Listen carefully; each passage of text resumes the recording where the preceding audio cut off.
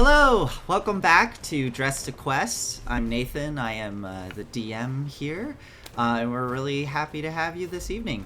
I'm gonna pass this over to our players here, and we're gonna do some brief intros, then do a recap, and then jump right into this. Tonight is going to be a special episode. It's going to be a bit longer. It'll likely be going 3.5 to 4 hours. So hopefully you can stick around with us the whole time, because there'll be some exciting stuff happening later on in the evening. So with that, let's do some character intros. Let's start with Chris. Hi everyone, I'm Chris and I play Ayize Marley, our human Termitian wizard. And looking forward to the long game. And let's go to Erica. Alright, I'm Erica. I play Rin Swiftbow, Wood Elf Beastmaster Ranger, and every game she summons Bert the Falcon. The Falcon. And next up, we got Jack. G'day everyone, I'm Jack. I play Sethwith Bloodtongue, a half-orc barbarian, and we're going to have a lot of fun today. I'm also the owner of Project H2, where we sell all sorts of goodies, and got some displayed in the back there today. We'll talk about maybe at some point today. Excellent. And next up, we got Eric.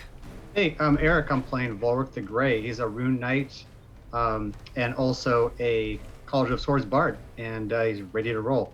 He just recently lost his eye in a very unique curse that may be elaborated on later. That's right, yeah. Volric probably won't be with us for the first part here. We'll see what happens, as he is currently recovering from that eye wound. Next up, we have Space. Hey guys, I'm Space. I play Aspen, the Asimar Divine Sorcerer Hexblade Warlock. Awesome. And lastly, we would have Josh. Unfortunately, Josh has something going on right now, and he's not going to be able to join us till probably halfway through.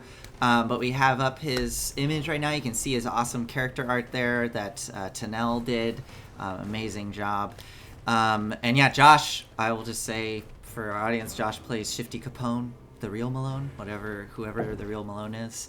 And he's a really fun bard, halfling bard. All right, so with that, let's do a quick recap here. All right, so last we left off, our heroes were journeying deep into the swamp to meet with the lizard folk in hopes of forging an alliance with them, because there is a threat of Sahuagin threatening the Sword Coast, Saltmarsh, and the other towns in the region. Specifically, these lizard folk, though, were driven out of their home by the Sahuagin and are now looking to take it back. Upon arriving in their lair, you had a meeting with the Queen Otho Kent of the lizard folk, and quickly discovered that there was a lot of tension between the lizard folk and the other communities of the Sword Coast, as recently their own kind had been attacked by the Lord's Alliance, or so it seemed. You all brokered a deal to, they had a prisoner from this attack, and you all brokered a deal to go and interrogate this prisoner, try to figure out what was happening, as well as agreeing to help them with their corrupted guardian, Thousand Teeth, this hydra that is seemingly an aspect of their god, Semiwanya. Upon interrogating the prisoner, you found out that this prisoner was actually a spy for the Zentarum, seeming to working under some nefarious means, perhaps framing the Lord's Alliance. You're not sure. You have a lot of theories on what is happening, but you were just able to get that little bit of information out of them before he went silent and was willing to die to keep the information secret. Meanwhile, Volric was dealing with this curse and was being helped by the lizard folk shaman in the temple of Semiwanya as Sethreth watched carefully, making sure that his friend was going to be okay. And during this interaction, Sethreth heard strange voices come into his head, coming from his axe. After telling the voices off, you all reconvened and were invited to the feast with Othokent, where Aize told Othokent about the spy, and things seemed to be going quite well when suddenly Irtos, Othokent's right hand, gave a speech, and in the middle of the speech transformed into a massive crocodile attacking Othokent, as other lizard folk at the table drew blades from underneath the table, and it seems you are caught up in some kind of coup between two factions within the lizard folk community. So, with all of that, quite a bit of recap there, let's jump right into it, shall we? So, we find ourselves here at the feast. Irtos has just finished up his speech. Ooh, I have notifications on. So, Irtos has just finished up his speech addressing the queen. The last words he said were, "I'm afraid, my queen, there are too many signs pointing at the fact that you are leading us down a path of ruin, and I cannot stand by and let you lead us down this path." As he transformed into this massive crocodile, lashing out at Queen Othokent. So with this, you all rolled initiative. We got our initiative taken care of. Irtos is going to get a surprise round on the queen.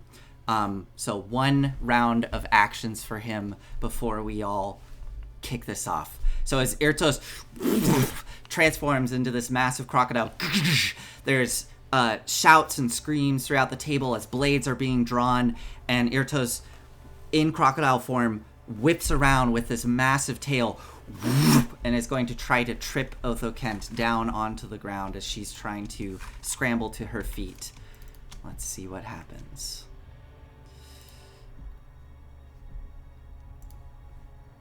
That is an 18 to hit. That will definitely hit. I don't know why it didn't roll damage. This is... Oh, I see why. Hold on. Let me fix this. There we go. So it's an 18 to hit. That definitely hits. And then it's going to deal this amount of damage.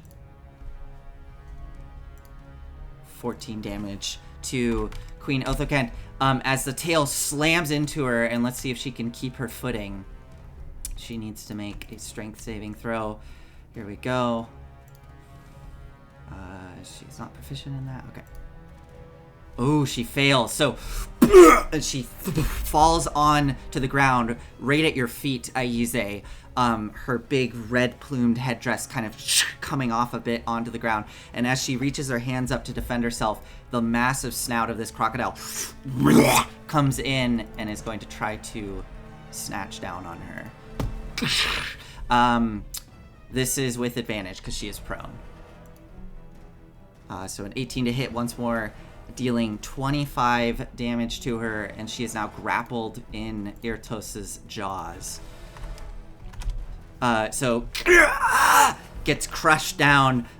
You see blood starting to spurt out amongst the teeth of this crocodile, and she's looking pretty hurt. And Irtos is going to... That's Irtos. That's Irtos' turn. So with that, we're going to kick this off. Luckily, Aspen, you were at the top of the initiative. This all just happened in a flash. What are you going to do? I think the first thing I would do is call my axe. I'll pull it out of the void and look at Irtos and cast, not cast, but do Hexblade's Curse on him as a bonus action. Okay, and does he get to make any kind of save? No, I just curse him for... I'll put it in the chat. Okay. And what attribute are you cursing? My action was to call my axe. So that's my action. My bonus action was to do Hexblade's Curse, and now I'm gonna move up to towards him. Okay, go for it. As you move, the lizard folk sitting right next to you is drawing a blade and sees you going for them, and is going to jab it towards you and try to stab you. Attack of opportunity. Okay. So this will be, I'm just going to use, so this will be piercing damage instead of bludgeoning, but a 6, so it misses, glancing off your armor as you tumble out of the way. Get up next to Irtos. Go ahead. That's all I can do for right That's now. all you can do. Okay. Sethreth, you are up. Well, being Sethreth, he's going to rage the hell out. Grabbed. Well, actually, I'll come in with the axe on my back. That's I right. can't remember. They said we're allowed to bring, just not, preferably not. So he would have it on his back, but it wasn't tied because we got that part released, correct? Yeah, you could untie it. Yeah. So he's going to yank that and rage out. And being Sethreth, when he rages out, things go wild with his wild surge. Okay. Let's roll a d8 and see what we get, what craziness we get today. A 1. What do you get with the 1? Shadowy tendrils lash around you. Each creature of your choice that you can see within 30 feet of you must succeed a Constitution saving throw or take a d12 necrotic damage. Okay.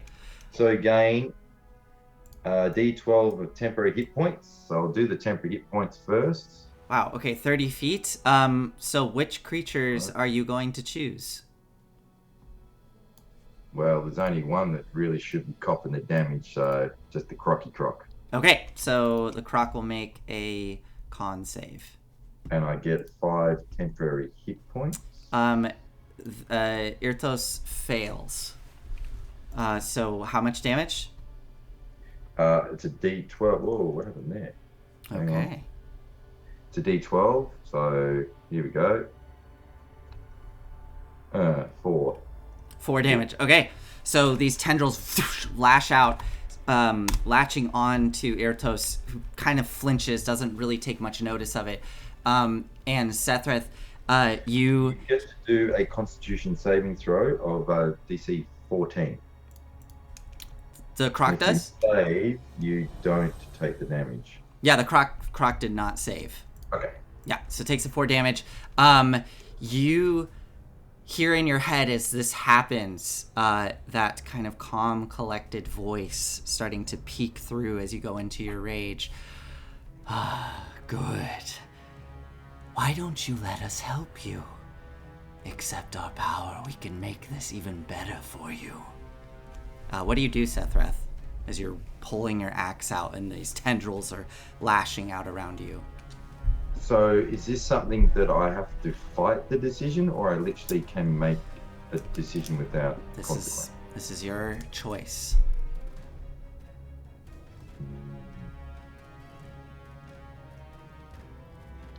He's still very scared of these voices. He's going to hold off.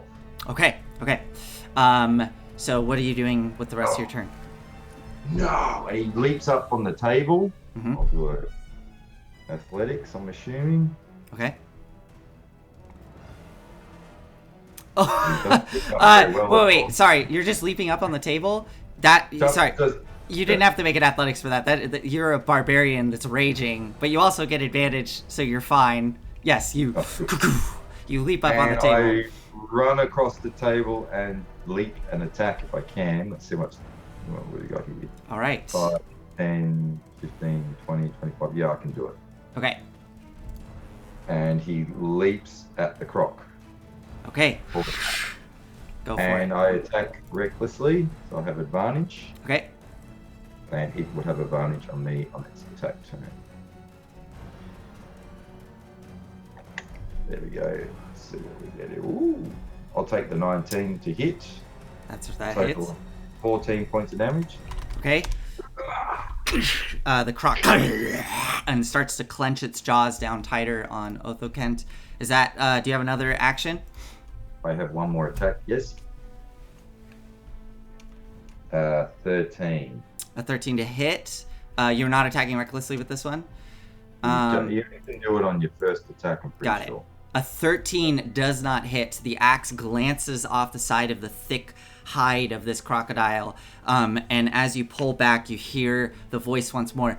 Please, Sethreth, we can help you. Just give in. All right. Nowhere, Sethreth screams out, "No!" Okay, so you shout that out through the whole dining hall, this whole feast hall, as blades are being drawn. Is that it for you, Sethreth? Yes, sir. Okay, it's now Kapesk.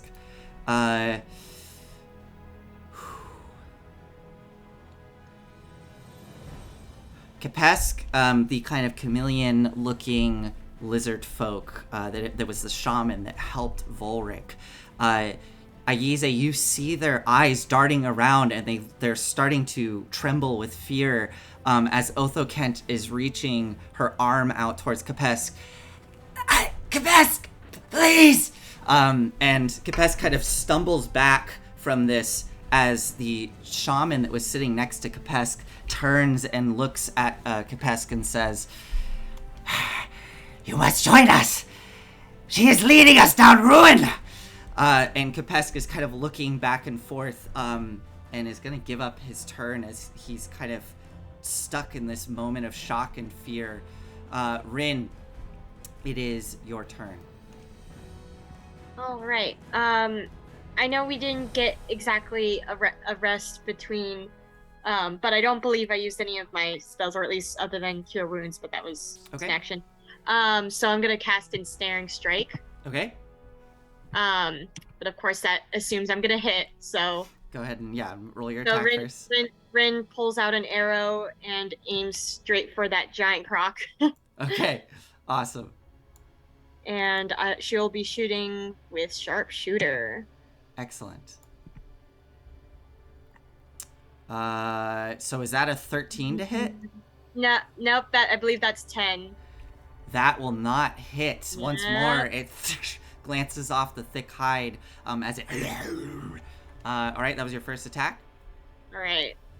You know, I wanted to do more stuff, but I guess we're shooting again. Come on, Rin. All right. Rin shoots again. All right, that one's better. That definitely hits.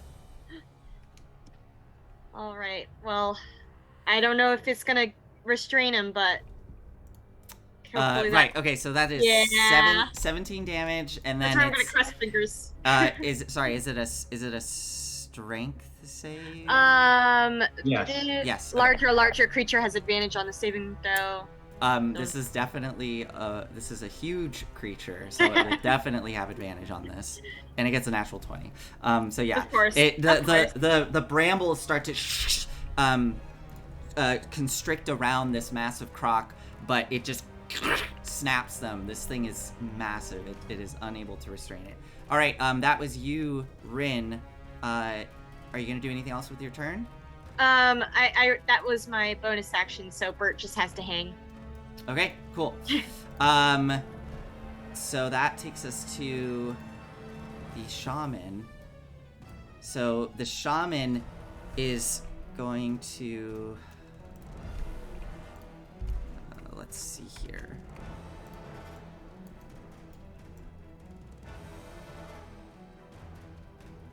Yeah.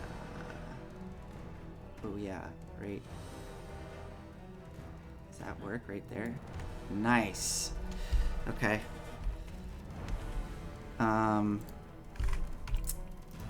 So the shaman is going to back up. Oops. Is going to back up into the corner and is going to cast.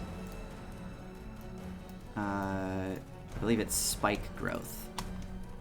So this entire area is going to erupt with these thick brambles of thorns and vines. No, he isn't. Okay, and why is that? One moment, please. No, you won't. Do you have counterspell at level 6? Yes. Oh yeah, because it's a 3rd level spell. Wow. Okay. Incredible. Okay, so As he reaches his hand out to cast this, suddenly it fizzles, and those vines that started to grow up out of the table just wilt away. And he looks at you and hisses. So that was all. Oh wait, can he bonus action do anything? I don't think so. That is an action. Okay. No wait. Yep. No, it is an action. Damn it. Okay. Good job, Chris. Okay, he will use the rest of his movement to hiss and come running straight up to you, Aize, looking like he's getting ready to bite or something, but he can't do his action. All right, that takes us to Shifty, who Josh is currently out right now, but that's okay because I can take control of Shifty. Oh wait, Josh is I here. actually just hopped in. I was just listening to see what was going on as I was getting acclimated. So from what I see here, hi everybody. From what I see here, it looks like all the lizard people are attacking? Or is it just No, the crocodile you and the one see, closest? so you see some lizard folk are drawing blades. It's quite confusing. I would say make an insight check because it's very Sure. chaotic at the table, and to determining who is sided with who is going to be a little challenging. Yes, you have no idea who's sided with who. The most clear ones right now, though, is the giant crocodile and that shaman that just tried to cast the spell. So that's at least two lizard folk that you can guarantee are combatants. Okay. I see. All right. Well, then what I will do is I will see that already it looks like Aspen's already jumped in there into the fray. I am going to cast a spell here because I have no armor on. Okay. And it looks like something that could definitely help with this. I'm going to try double check here. Fog cloud is how big is it? 20-foot radius? Very Yeah, I'm big. going to do a fog cloud right in the center of that croc so he just covered in fog and doesn't know what he's hitting at, what he's eating at. Okay. So I cast fog cloud and I say this should help, and I tell the mer lady in front of me that like we should try to get back away from here. This is getting dangerous. Never seen any crocs like his. Who invited the croc to the table?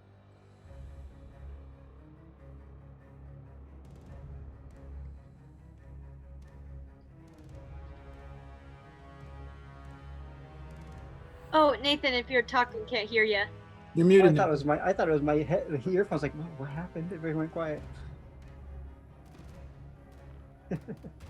That went really quiet. So yeah. Hello. There we go. We got Hey, you I back. can hear you now. You got a little fog Excellent. cloud go over you for a second. Yep. All right. So you say this to the mer woman just before you cast this, and you see that she's actually like, kind of at the base of the wrist. Actually, no. I'm gonna say it's where her fingernails are. The like they almost are like claws, and they seem to retract, or sorry, I guess extend slightly as she. And then you say this, and she looks at you. Yes, let's get out of here. And she's going to try to, as best she can. She's very cumbersome in this environment, but she will try to follow you. So I'm going to try to lead back towards the door with her. Now that fog cloud is a 20-foot radius, so it should cover the entire croc.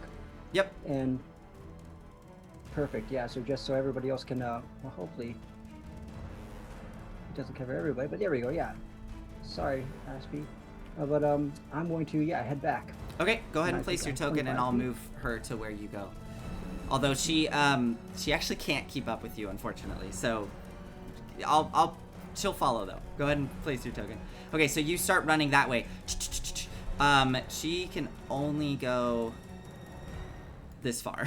She starts to like awkwardly onto the ground and is trying her best to slither across the stone.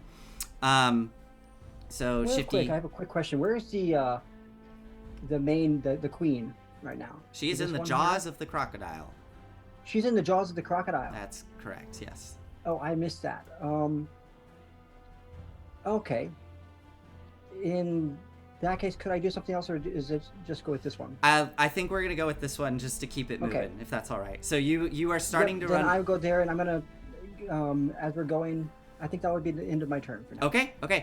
So you're starting to leave with her. As you do, that's when you hear Otho Kent screams, and you realize that Otho Kent is likely in grave danger.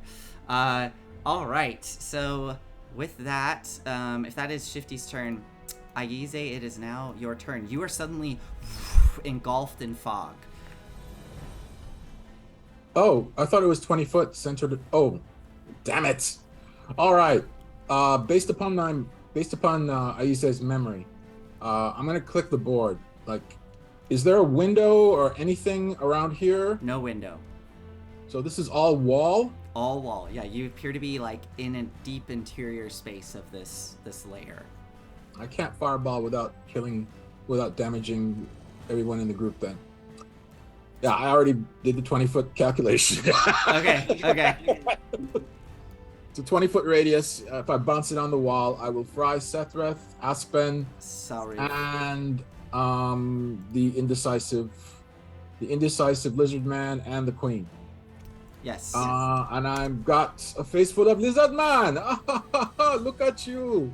You didn't like that, did you? Oh well. You're gonna like this even less then. You ignorant son of a. Awesome. What do you do?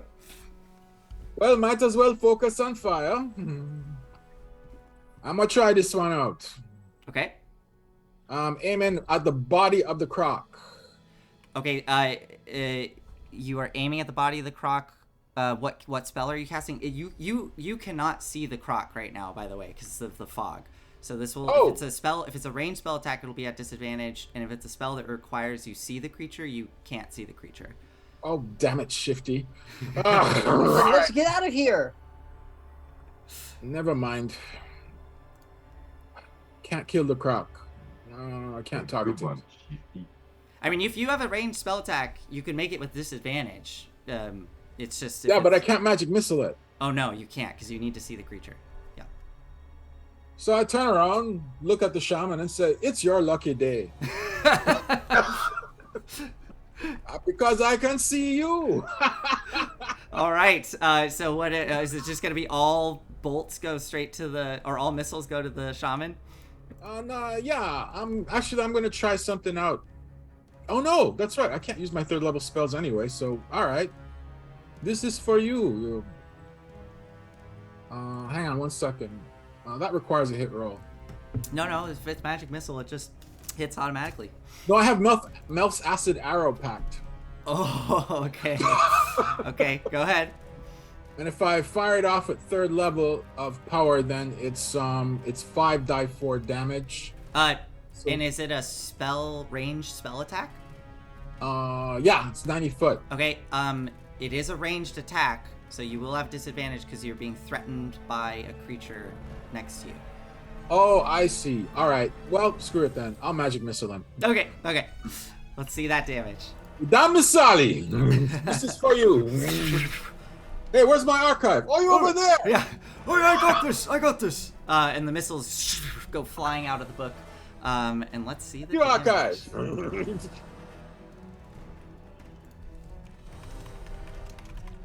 Okay, that's 1, 2,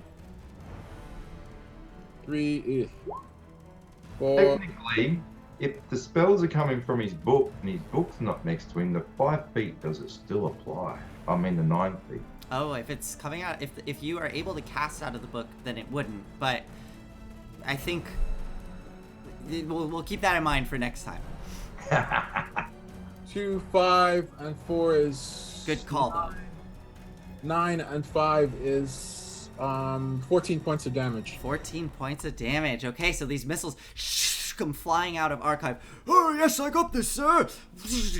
And as they slam into the shaman, they're still standing, but you can see big scorch marks and blast holes in the side of them. All right, is that you? It for you, Aize? I look at him and I say, "Hey, you know what? I think you should try to cast another spell. No, go ahead. Try it." He just hisses back at you. All right. If that is you, Othokent will... It is now Othokent's turn, so it's going to look something up. She is grappled right now, which just means she can't move. I don't think she's restrained. Nope, she's restrained. So she is going to... Ooh, she's real hurt. She's gonna try to... What can she do? I think she's just gonna try to get out. Oh my god, this is sketchy. Okay, yeah, so she's gonna make a strength check, try to break free. Then she uses her action if she does that.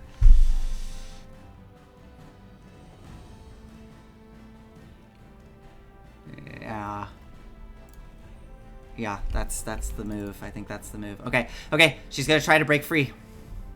Here we go. Yeah, she got a 21. Okay, so she manages to squirm free of the jaws of this croc and flop onto the ground, and she's gonna risk the attack of opportunity and scramble away. So the croc is gonna make an attack of opportunity. This could be real bad. At disadvantage, though. Disadvantage, correct. Doesn't matter. 25. So she can't get away. As she squirms out and starts to get away, the croc once more bites down onto her. She looks... You can't see her, but she's looking really, really, really hurt. Oops, I did too much damage there. Yeah, she's looking really hurt. All right. It's now... Ooh, oh boy. It's now all the lizard folk get to go. The ones that are staging this coup. So, Rin, you watch as the lizard folk sitting next to Ashuak draws a blade and is going to immediately jab it towards Ashuak. Here we go. They get to make... Oh, they get to make 2 attacks. Okay. Nice. And misses with both. As Ashuak parries the attacks, and they're now in a scuffle. 2 other lizard folk at the end of the table jump up, and they jump up onto the table like Sethreth, and they're gonna start running down the table, going up to Rin. Actually, yeah, this one will be on the table here, and this one is going to run to here, flanking Rin. And they're gonna start attacking you, Rin, with advantage. The other lizard folk at the table are not armed, but they will do attacks of opportunity with their bite attacks. So I'll keep this quick. Okay, yeah, they hit. At this stage, does it look like all the lizard folk are having a coup against the queen? No. No. So you actually note it. Well, you can't see this, Sethreth, but Rin and Shifty, you see as these 2 lizard folk jump up. One of them jumps on the table, the other slinks around, and they go darting past. One of the lizard folk lashes out and bites at one of them as they run by, dealing 6 points of damage to that one. They come up to you, Rin, and they are going to try to stab you. Okay, what's your armor class? 15. Okay, so only one of them hits, and you take 8 points of piercing damage as they jab these short swords into you. The other ones you manage to dodge and glance off the attacks.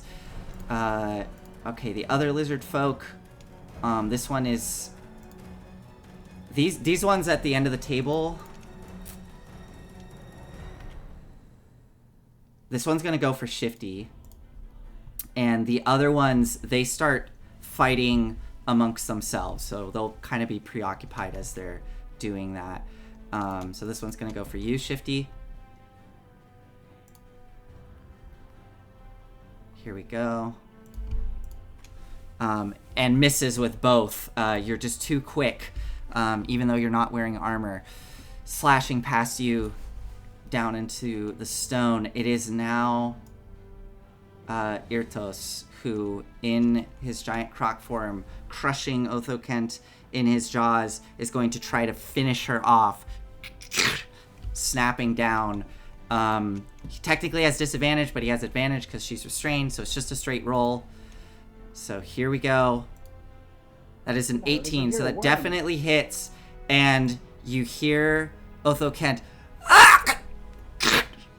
So she's gonna start making death saves. She is at 0. Okay. So she is down. And then he's going to swing his massive tail around towards Aspen. Again, can't see you, but senses people running up, and saw you run up and hex him.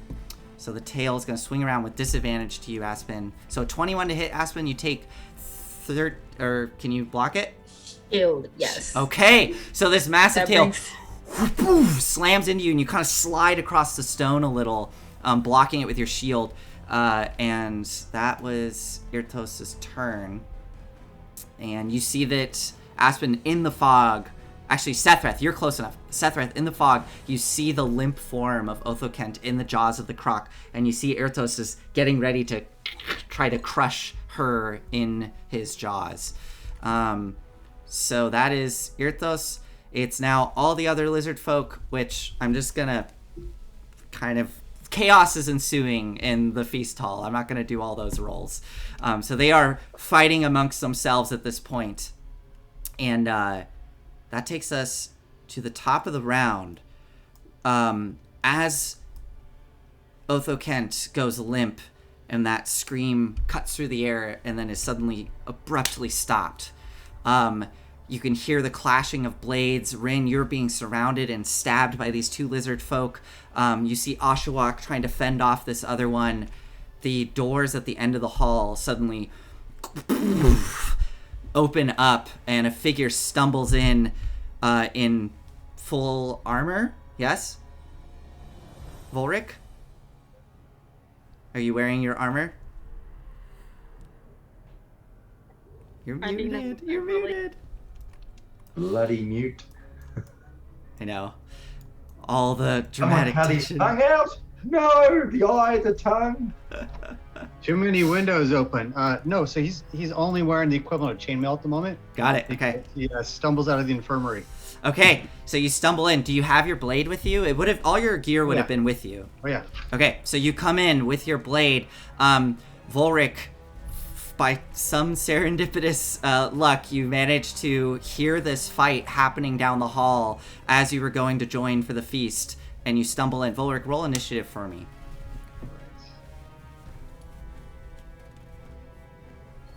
As I see Vork come in, my eyes are wide, like in almost like, you know, you kind of see these smiling and mocking the dragon, that lizard guy. He's calling him a worm. Mhm. And then I'm gonna say, the rest are back there. And I'm trying to get her out, and then I snap my fingers and turn off the fog. When it gets to your turn, you can do that. But yeah, you I thought shout it was and point. concentration, so I could turn it off like whenever I want. Oh, can you? Awesome. Okay, yeah. Concentration, isn't it? Yeah. If I get hit, I lose it. I trust you. Yeah. Okay. Awesome. So the fog goes out, and Volric, you got an 11. I don't know why you're not showing up on the initiative tracker. That's okay. I will add you. Oh, do you get advantage on initiative rolls, Volric? No, I didn't see the first one come up. Okay, I'll just add you. It's okay. 11.1. So you are up here. You're gonna go right after. Looks like right after Rin. All right. So Volric, do you say anything as you come into the room? It's one thing to be. and then the fight continues. Yeah, he's like, you can tell he's not well. Just swing your sword. You've got armor on. We don't. All right, Aspen, you're up.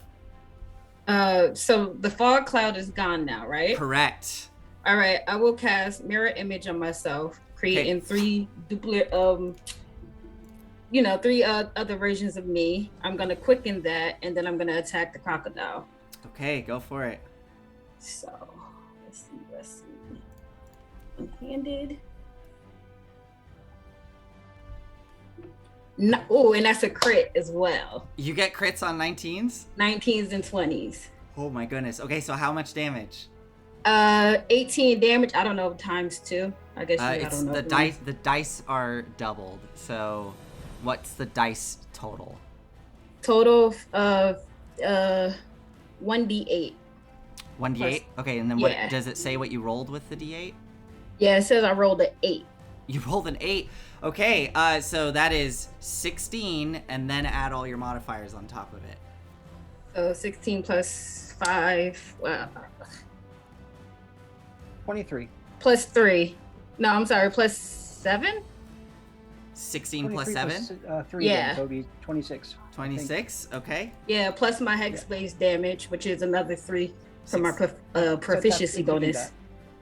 So 60, so sorry, hold on. So 16 plus 6 7, right? Mhm. Okay, so plus 3. 24 plus 3, so 27. Okay, so 27 points of damage as you carve the axe in right across the hide of this croc.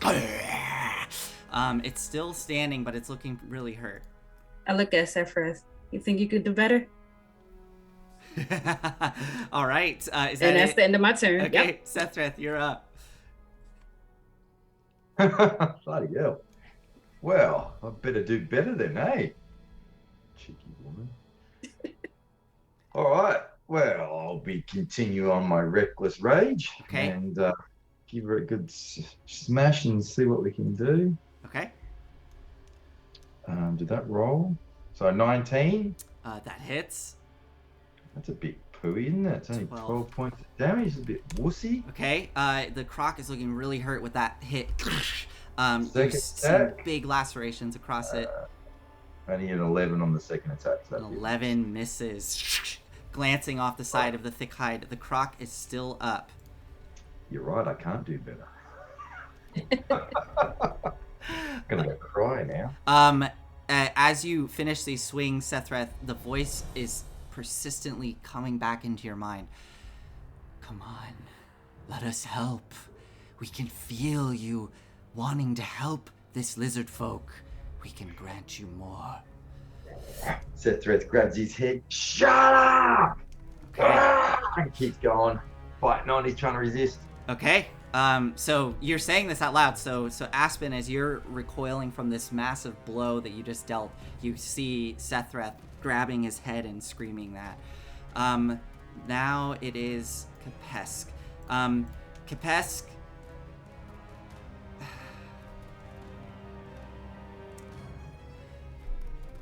Kapesk, you see him in a panic just get down and look up to the sky and start saying a prayer in Draconic.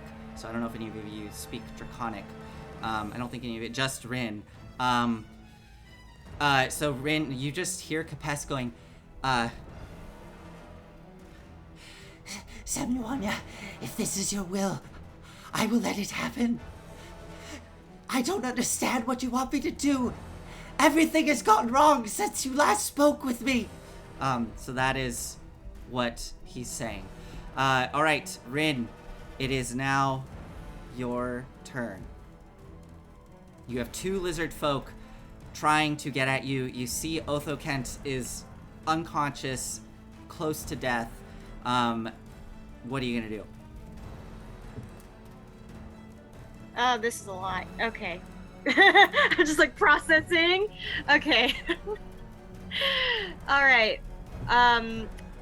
Rin is going to shoot with a disadvantage because that is the option she has. Okay. And normally I like to do it with sharpshooter, but for now, hopefully I'm gonna take off the settings correctly. First shot will be the one standing at the table, shooting with disadvantage. Okay, got it. Go for it. On Rin. 13, so 15. 15 just hits, and you do 9 points of piercing damage, sinking into the side of this lizard folk. It's still barely standing. These lizard folk are hardy creatures, much hardier than the pirates you were facing on the deck of the ship. I know I have another shot, but I'm gonna still just go ahead and send Bert now. Okay, go ahead. So Bert flies out. All right, doing flight bite. I still need to get his sheet in. Am I just rolling a d20? Yep. I Roll a can't- d20, and then I don't know the modifier you add, but okay. Yeah. You got a 16. Without modifiers, that still hits. So go ahead and roll your damage. All right. I don't know all the math, Mr. Volric. What do you need? What I'm adding? For which? For the damage. For why are you adding damage? Sorry, I don't understand. For Bert. For Bert. Oh, for Bert. Plus, it's a D4 plus 5. Okay. All right. 5, 6, 7. 7 damage. So yeah. Sorry. Oh my gosh. I didn't clarify. That's the same lizard man I just. That's hit. fine. I figured.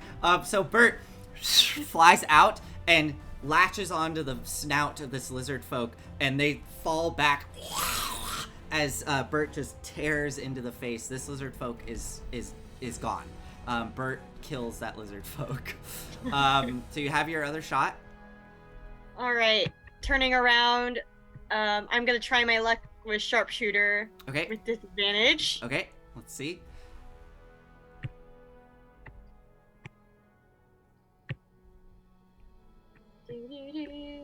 Sorry, all the boxes I need to click. All right. Disadvantage. What do we got here? Nice. No, 15 minus 3. 12. 12. That does not hit. The lizard folk dodges out of the way as the arrow just goes wide. All right, Rin, is that your turn? Yes, but what's the lizard man's name that was calling to his god? Kapesk. As loud as Rin can muster in Draconic. I don't know about your god, but your queen is dying. Make your choice. Make a persuasion And then check. that's the end of her turn. Make a persuasion check for me. Alright.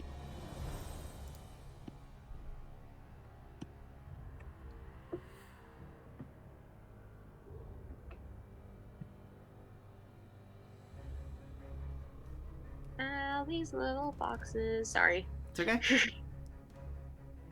There we go. Their eyes snap open and they jerk looking towards you, panting. And then they look towards the limp queen with resolve. So we'll see what happens. All right. Volric, you are up. I can only see a black screen at the moment. You can. Need to zoom all the way There you go. out because Nope. there you go. Nope. You just turned me on. Cool. Yeah, it took me a while to find it. All right. So So I have a crudely made eye patch, and I reach up with 3 fingers. My fingers glow, and then what appears is the rune, the cloud rune. It is glowing upon my patch, and I say, what the bloody hell's going on? Who's the bad guys? Sethreth. The big croc thing. All right. Okay, so then let's see. 10, 20, 30. Just move forward. Wait for them to hit you. 50, looks like 60 feet. Mhm. And as I move, I'm gonna use my bonus action Mhm. to grow. Okay. I'm using my action to dash, Got it. which is why I'm going 60 feet. And then once I get up to him, as I'm coming up, I start to kind of get my wits about me, and my sword glows a fiery red with the fire runes. And as I'm coming up, I say, "This is why we live, to slay or die. Feel and give pain is such a joy, enough to make this warrior cry." Roar! I'm gonna swing as a action surge. I will make an attack Awesome. on that guy. So Seth looks over his shoulder. What took you so bloody long? And Volric, as you are sprinting through the feast hall, there's this chaos and fighting happening around you. Some of the lizard folk see you running towards Irtos, and they lash out and bite towards you. So 3 of them got attacks of opportunity as you went running through. What is your armor class? 19. 19? Oh, no. So none of them hit. 15. It's 15? a 15. It's because I'm not wearing all my armor. I got up out of the Got it. infirmary. Okay, so you all of them hit actually. So you take 12 points of piercing damage as they are gnashing and biting at you as you're running through the hall. But you get right up next to this thing, yelling out your battle cry, growing. Go ahead and make your attack. Well, it's perfect because as I'm talking about giving and feeling pain, I'm getting slashed by these guys. Okay, so I'm going to head and attack. If I hit, I'm going to be doing a blade flourish, which uses one of my inspirations. Okay. Here we go. Two-handed. Coming in hot. 15 hit. A 15. Yes. I think that just hits. Yeah. Excellent. Okay, so that's 19 points of damage. Plus, I'm going to Well, hold use on. my fire rune. Oh, go ahead. Sorry, go ahead. Is this extra damage? Yes. Okay, go ahead. So as I hit it, then my blade erupts into flame, and it first burns him, and then kind of turns into fiery coils. Awesome. So he takes 2d6 regardless of the saving throw that will be coming in a second. So here. the flames curl up, and as they do, you watch as the croc form shrinks back down, and it standing there, you see the lizard folk form of Irtos. But the whatever the effect is that's about to happen, that will apply to Irtos' true form. So what does Irtos have to do? He has to make a DC 4. Actually, it's based on my con. Okay. So it's a DC 15 strength save. DC 15 strength save. Okay, here we go. I'm just checking things. Yep. Okay, here we go. Oh, I got a 19. I'm sorry. All right. Hey, that's totally fine. Does- At least I got to do some damage. Yeah, and does any damage get applied to Irtos' true form or no? Not additional, no. So Okay. because he made a saving throw, he's able to basically break free of the fire shackle. And now you see Irthos standing there. It's still a very large lizard folk. Of all the lizard folk here, Irthos is pretty hulking. But he lands and points at the queen's unconscious body. Kill her now! Make it done! So that is your turn, Volric. Do you have anything else? No, but just as a note, because I did the defensive blade flourish, looks like I rolled let's see, the fighting style flourish of 4, so I have a +4 armor class for the next round. Awesome. Okay. It's now the shaman's turn. The shaman hears Irtos screaming this out, looking at you, Aize. They kind of dart and look over your shoulder, see the queen lying there, and they're going to pivot around you, Aize, getting right up to the queen, and they're just gonna straight up bite her. They're just so advantage because she's unconscious, and if he hits, this is automatically 2 failed death saves. If he's going to try to move around me, I have an attack of opportunity. Not that it matters, right? No, because he is pivoting and not leaving your threatened zone. So he's like, yeah, you can pivot around creatures. Okay. So he basically did this. I'll show you. So he went like this, like that essentially, right? Never leaving your threatened zone. However, though, he does leave the threatened zone of Kapesk, and as Kapesk is looking down at Othoken's unconscious body, and this shaman darts away, Kapesk suddenly notices what's happening and is going to try to bite this shaman. So here we go. And hits and does 6 points of damage. Unfortunately, that was not enough to bring the shaman down, and the shaman got a natural 20. I don't know if that does anything different on an unconscious. So actually, this will matter. So it's the shaman that's biting him. Yes. Okay. So Biting her. Yes. Yeah, biting her. As the shaman sinks its teeth, or is about to sink its teeth into it, the cloud rune on my eye patch glows, and then there's a similar kind of rune or almost mini portal that appears right over the body of the lizard queen. Okay. And the bite will be extended and will hit the Ithros. What? Wait, Yes. what? What is this? So I'm using my cloud rune. Excuse me?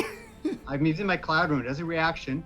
I can take any attack and apply it to anybody but me, anybody but the attacker. Automatically, it's the same attack roll. Yeah. And the same damage. That's, and I do it once. That is awesome. Okay, I'm Yeah. sorry, I just didn't know that was a thing. That's amazing. Okay, so so the bite goes towards Othokent, and at the last second, this little pop of air and portal appears, and the jaws just go right through and latch right onto Irtos's arm, dealing that was a critical hit. So Yes. it's not a huge amount of damage, but hey, it's a good amount. That is 11 points of damage to Irtos, Irtos' true form. Irtos pushes off the shaman, who looks incredibly bewildered by this. All right. Wait, does the shaman get 2 attacks? Hold on. A lot of these lizard folk actually get 2 melee attacks. Yeah, actually, the lizard folk gets to make another attack. So they do get to make a claw attack now. So they are going to now try to claw the queen. That was clutch, Volric, because this lizard folk could have killed the queen in this one round. That was why I was saving this. Yeah. So luckily, that's why I wanted to get over there ASAP. So that is automatic 2 failed death saves to Othokent. She only needs to be hit one more time, and then she is dead.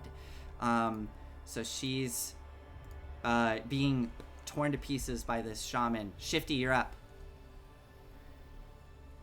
Shifty sees this, sees what's happening, and he's going to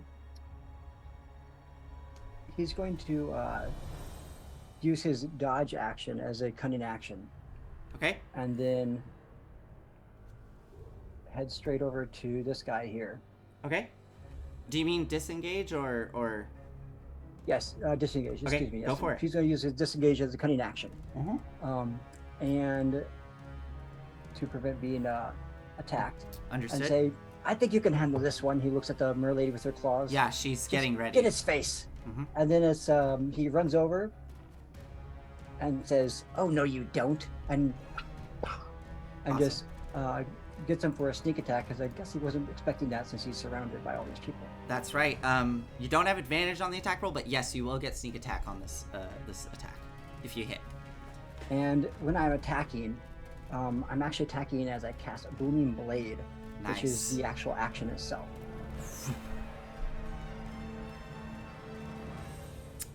So is that a 13 to hit? It looks like it would be a 13 to hit. Yes. That is the exact armor class of this shaman. Yeah. Okay. Then it should be 13 plus. Looks like 13 plus 6, 19 points of damage. As it goes and hits him with a sneak attack, which is 3 piercing, and then this thunder kind of like boom, and then it's going to hit him with again if he ever moves. Okay, so as your rapier sinks in to this shaman, they and as you pull out, there's a loud pop, And I just and the go, side, the side of the lizard folk just explodes outwards, and they drop dead. That was a boom, lethal shakalaka hit. in your face! Get off of her! And that shaman is dead. All right. Is that it for you, Shifty? I'm going to use naturally stealthy to attempt to hide when I'm obscured only by a creature that is at least one side larger than me, and sometimes surrounded by a lot of creatures. I think I can do that. But I'm going to turn around and kind of keep myself on guard for trying to just kind of keep my body over. Do you not the need to make queens. would you not need to use your bonus action to do the stealth check as a rogue? I don't think it says you can attempt to hide even when you are obscured by creatures as. I think it At just least, that maybe is it would be. I think yeah, it would yeah. because it's a hide Yeah. action. Mhm. You're right. Yeah. All right. Aize.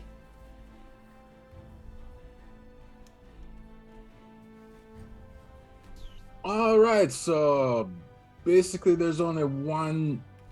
Save the queen. So basically, Air Trust is the only person engaging the queen right now. Correct. The queen is on death's door.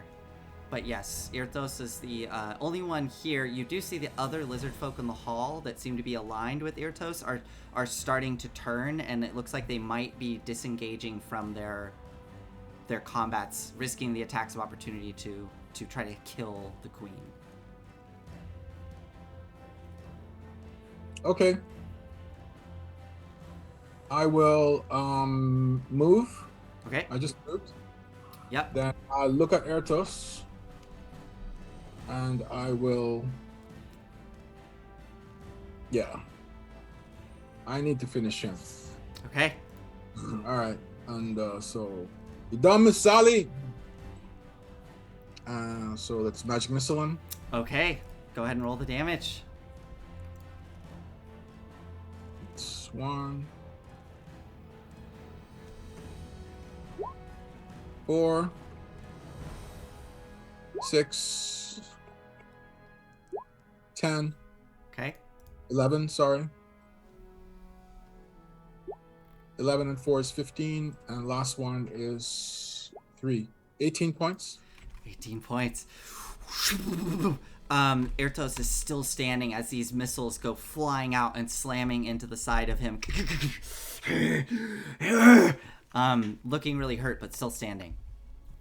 I yell for my bonus action. I yell, Eloise, we need you. Oh my god, Eloise, I forgot to roll initiative for Eloise. Yes, you're Eloise, you, the cleric. Uh, I can't do anything for her. Can you come over here and heal the queen? but she will say that she was in the middle of helping the merfolk woman, the mer woman, and she did actually get a 1 on her initiative, so she would go last. But what I will say this: she would have gotten at least a round, so I will grant her an action. Thank you for that, Aize. I forgot. I completely forgot. What does she have? Does she have... Oh no, she doesn't have healing word. She's gonna have to... Can she make it? She just has to get within 30 feet. Yep. Get within 5 feet of her and touch her. Yeah, she can. That's what I think she does. Yeah, exactly, yeah. So she leaps up onto the table and goes running past you, Sethreth, kind of slides down and slaps her hand down on the queen and is going to cast Cure Wounds. Which I believe is just a D8. Yep, D8 plus wisdom, so... You can upcast it. The extra D8 per level if you upgrade it.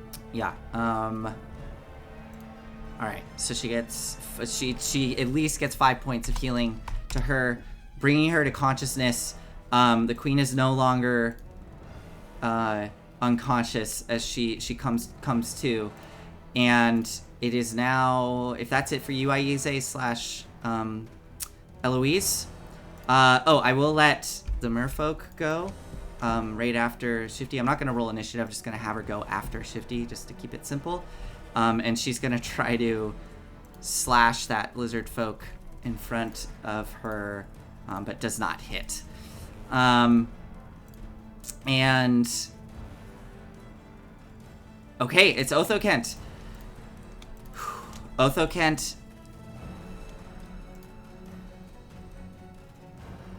Otho Kent is going to stand up, look over at Irtos, hiss, and she's not gonna fucking run, even though she's at death's door. She leaps towards Irtos and is going to try to slash into him. We'll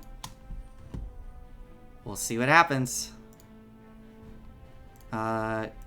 She can't get in an advantageous position. Oh yeah, sorry, I totally just oh well. Anyways. 18 hits and a 20. Nice. Okay. So that is a total of, ooh, he's almost down. He's looking real hurt. As she starts to carve into him with her claws and her bite, all the lizard folk are fighting each other. The one next to you, Rin, is going to try to stab you once more. Twice here. I believe both of those hit, a 17 and a 19. Yeah, her armor class is 15. Okay, so that is a total of 11 points of piercing damage. The other one near Ashwak is going to go for Ashwak. Same deal. And hits once, dealing 6 points to Ashwak. And the one next to the merfolk is going to take the attack of opportunity to try to kind of dodge and weave to get right up next to the queen. Volric, your like reach doesn't increase or anything, does it? When you're size large? No, just basically because I'm bigger, I can, get attacks a little more easily. Okay. Ooh, the merfolk does hit with an attack of opportunity. Shifty, I don't think you get an attack of opportunity because you're kind of in a weird. You would have to either be in Eloisa's square or Sethreth's square. You can't be in the, the weird in between spot there. She came into my square, but I'm tiny enough that she can do that, I believe. No, I know, but I'm moved saying myself to the corner here. if you're in Sethreth's the guard. square, you don't get an attack of opportunity. If you're in Eloisa's I'm not square, in Sethreth. I'm in Eloisa's square in the corner. understood. Here. Okay, That's so why go I ahead. moved You myself from you here do get an attack of to opportunity. You do you roll a 9 though, so unfortunately that misses. I roll a And 1 and I get lucky. I'm gonna reroll. oh, okay, go for it. That's right? A halfling thing, right? Okay. It is, and this time I roll a 25. Okay, go ahead and roll damage. I go, oh no, you don't, and I get him for 20 points of damage. Do you get sneak attack on a reaction? I think sneak attack resets on your turn, so you only get your So you only get And it would be your 7 points of damage. 7 points. Okay, so they stumble as they're trying to get to the queen, but they're still standing. And I'm trying to think if there's anybody else who could have tried to stop them, but I don't think so. They push past you, Sethreth, leaping out in a kind of a blind fury towards the queen, trying to bring her down. They are just gonna bite at her. Only hitting once. Wait. Yeah, only hitting once. It does knock her down. I just looked it up. Actually, a sneak attack's once per turn, not once per round. Okay. So I would be able to do it on attack of opportunity as well. Because the reaction is a response to a trigger of some kind. That trigger might be on your turn or someone else's turn. because I guess your turn ended. That is true. Okay, so that means you wouldn't be able to get sneak attack when it comes to your actions. You won't be able to use it. So do you want to use sneak attack on your reaction? I was able to use it, but yes, I want to definitely use it there. Okay. Based on It just I means have that when it solved gets to your actual turn, because your turn ended, reset sneak attack. You can use it on your reaction, but now when it gets to your turn, you no longer can do sneak attack. Just to be clear, so you get it once per turn. I'll use it on this reaction. That's good that you did, because it kills that lizard folk. So they flop down dead. It seems that they got away from you. You thought you didn't kill them, but there was so much blood loss from nicking some artery that before they can get to the queen, they just fall down dead, saving the queen. And that is good that you did that, because Irtos... No one gets past me. Watch your backs. Don't come back, Jack. Whoa! Irtos, it is now Irtos' turn, and Irtos gets to... Poor Jack.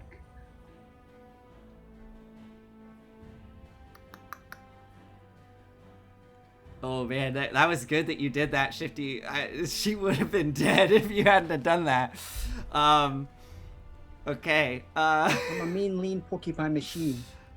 That was like stressing me out there. I was like, oh no. I mean, I knew this was a possibility. Very good, Shifty. All right, but regardless, Erthos is going to enough, and is going to use the jaws of Semyuanya as he kind of hulks out, and these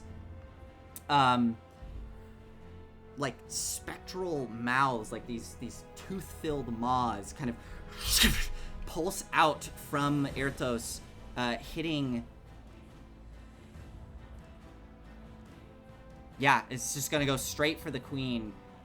Even if she makes her save, I'm pretty certain she would still be knocked unconscious. But she's at unconscious, not completely dead. Anyone would think you really don't like this queen, Nathan. Yeah, maybe. Hey, you big bully. Hey, it's not me. It's Erthos. Erthos doesn't like the queen. It's fine. So Erthos once more. These spectral jaws come shooting out and all bite in to the queen, and she is knocked unconscious once more. And I think that's all he can do, taking us to Eloise. Eloise. Oh, this is funny. Yeah, Eloise will expend another spell slot, looking up at the raging Erthos, and just goes, "No, you're not taking her," and is going to cast Cure Wounds once more. Okay, that takes us to the top. Aspen, you're up. Erthos is panting, covered in wounds, looking really messed up. What would you like to do? So the queen is fine. She's at 3 hit points. Okay, I got spells for that after this battle. But I'm gonna walk up. So would you say that I get a flanking advantage, or is it because she's on the ground that it won't work? I will give you it because she just came to consciousness, and as you pivot around into position, you see her noticing you getting into position, and she looks up at Erthos and goes, "Come on, do it." And Erthos is focused on the queen, not even realizing that you're getting into position. So go ahead and you have advantage. Okay, 14, but I get this back on a short rest, so I'm gonna use Favored by the Gods to roll 2d4. Okay. 18. That definitely hits. Go ahead and roll your damage. That is my damage. I got 17 damage. Oh, you got 17 damage? Wait, what was the 2-hit roll, though? The 2d4 is for Favored by the Gods, so if I fail an attack roll... Got it, and then the damage is or an ability... Yeah, the 17 damage? Yeah. Got it. Thank you. Okay, No let me do this really quick, because I need to keep track of that. Okay, so you do 17 damage. Aspen, why don't you describe what this looks like as you pivot behind Erthos? He's looking down at Othokent, focused on trying to end her life. What do you do to kill him? I grab him by the back of his fin, and I take the battle axe. I kind of drop my shield, and I take the battle axe, and I just right across his neck. The blood spills out as Erthos goes And I just limp. wink. I just wink at Sephiroth. Tip my hat.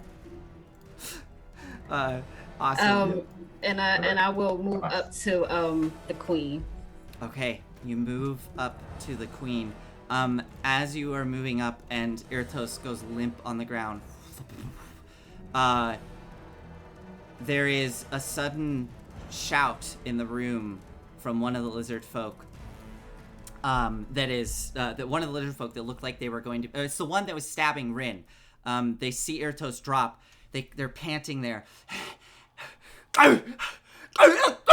And Rin, you hear in Draconic, Erthos is down! Drop your weapons, it's over! And suddenly, all of the other lizard folk kind of stop, looking about, panting, seeing this.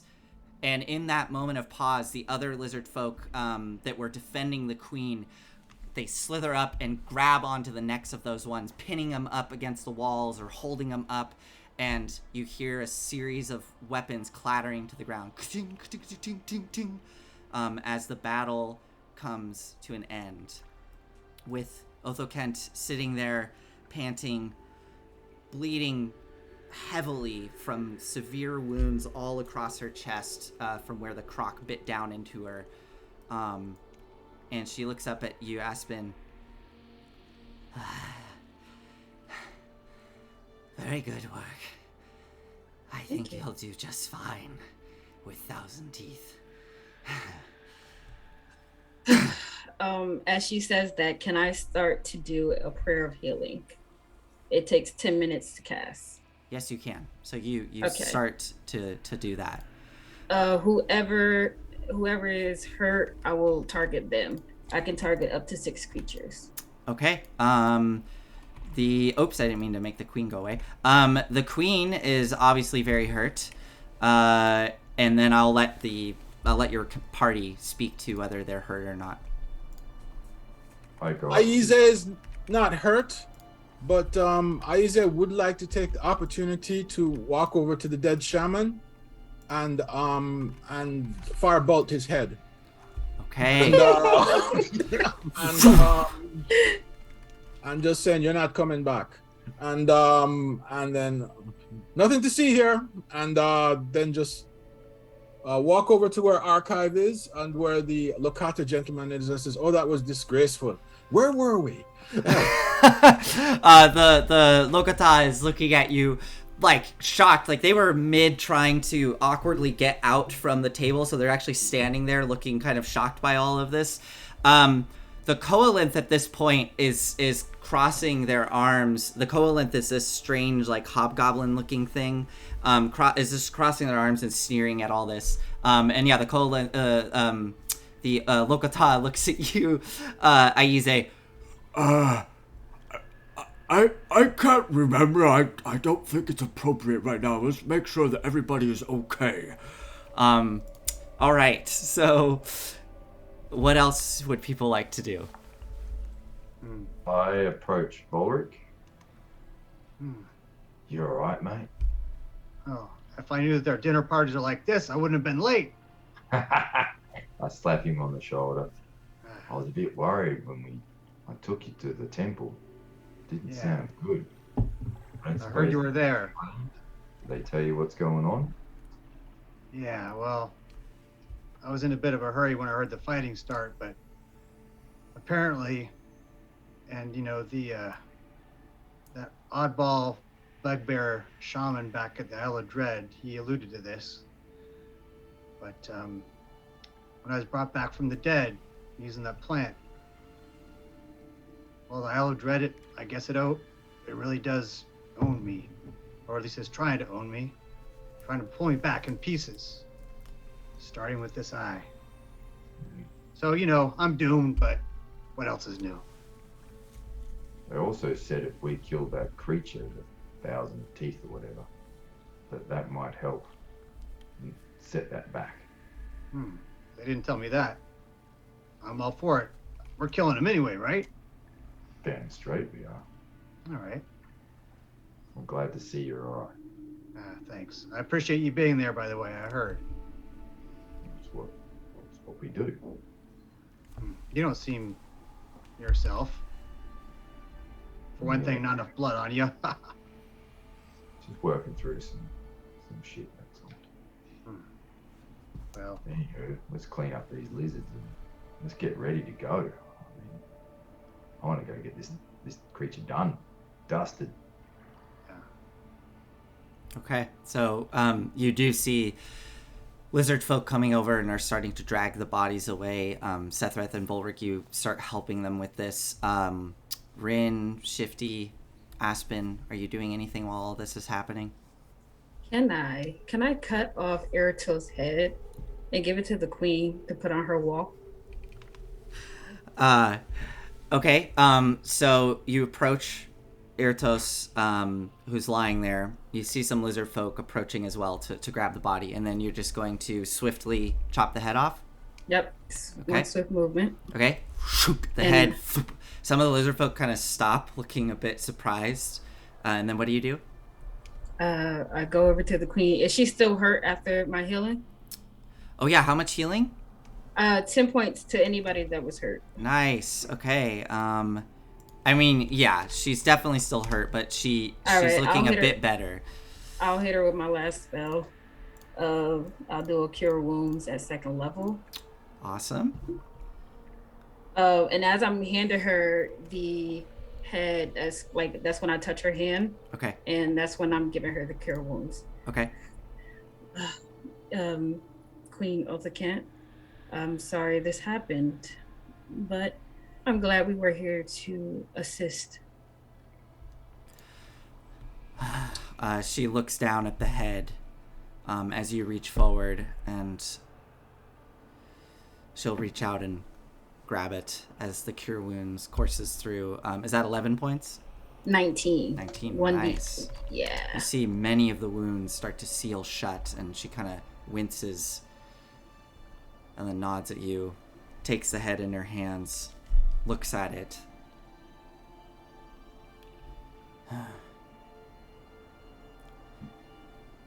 I really didn't think it would come to this. I knew he was displeased.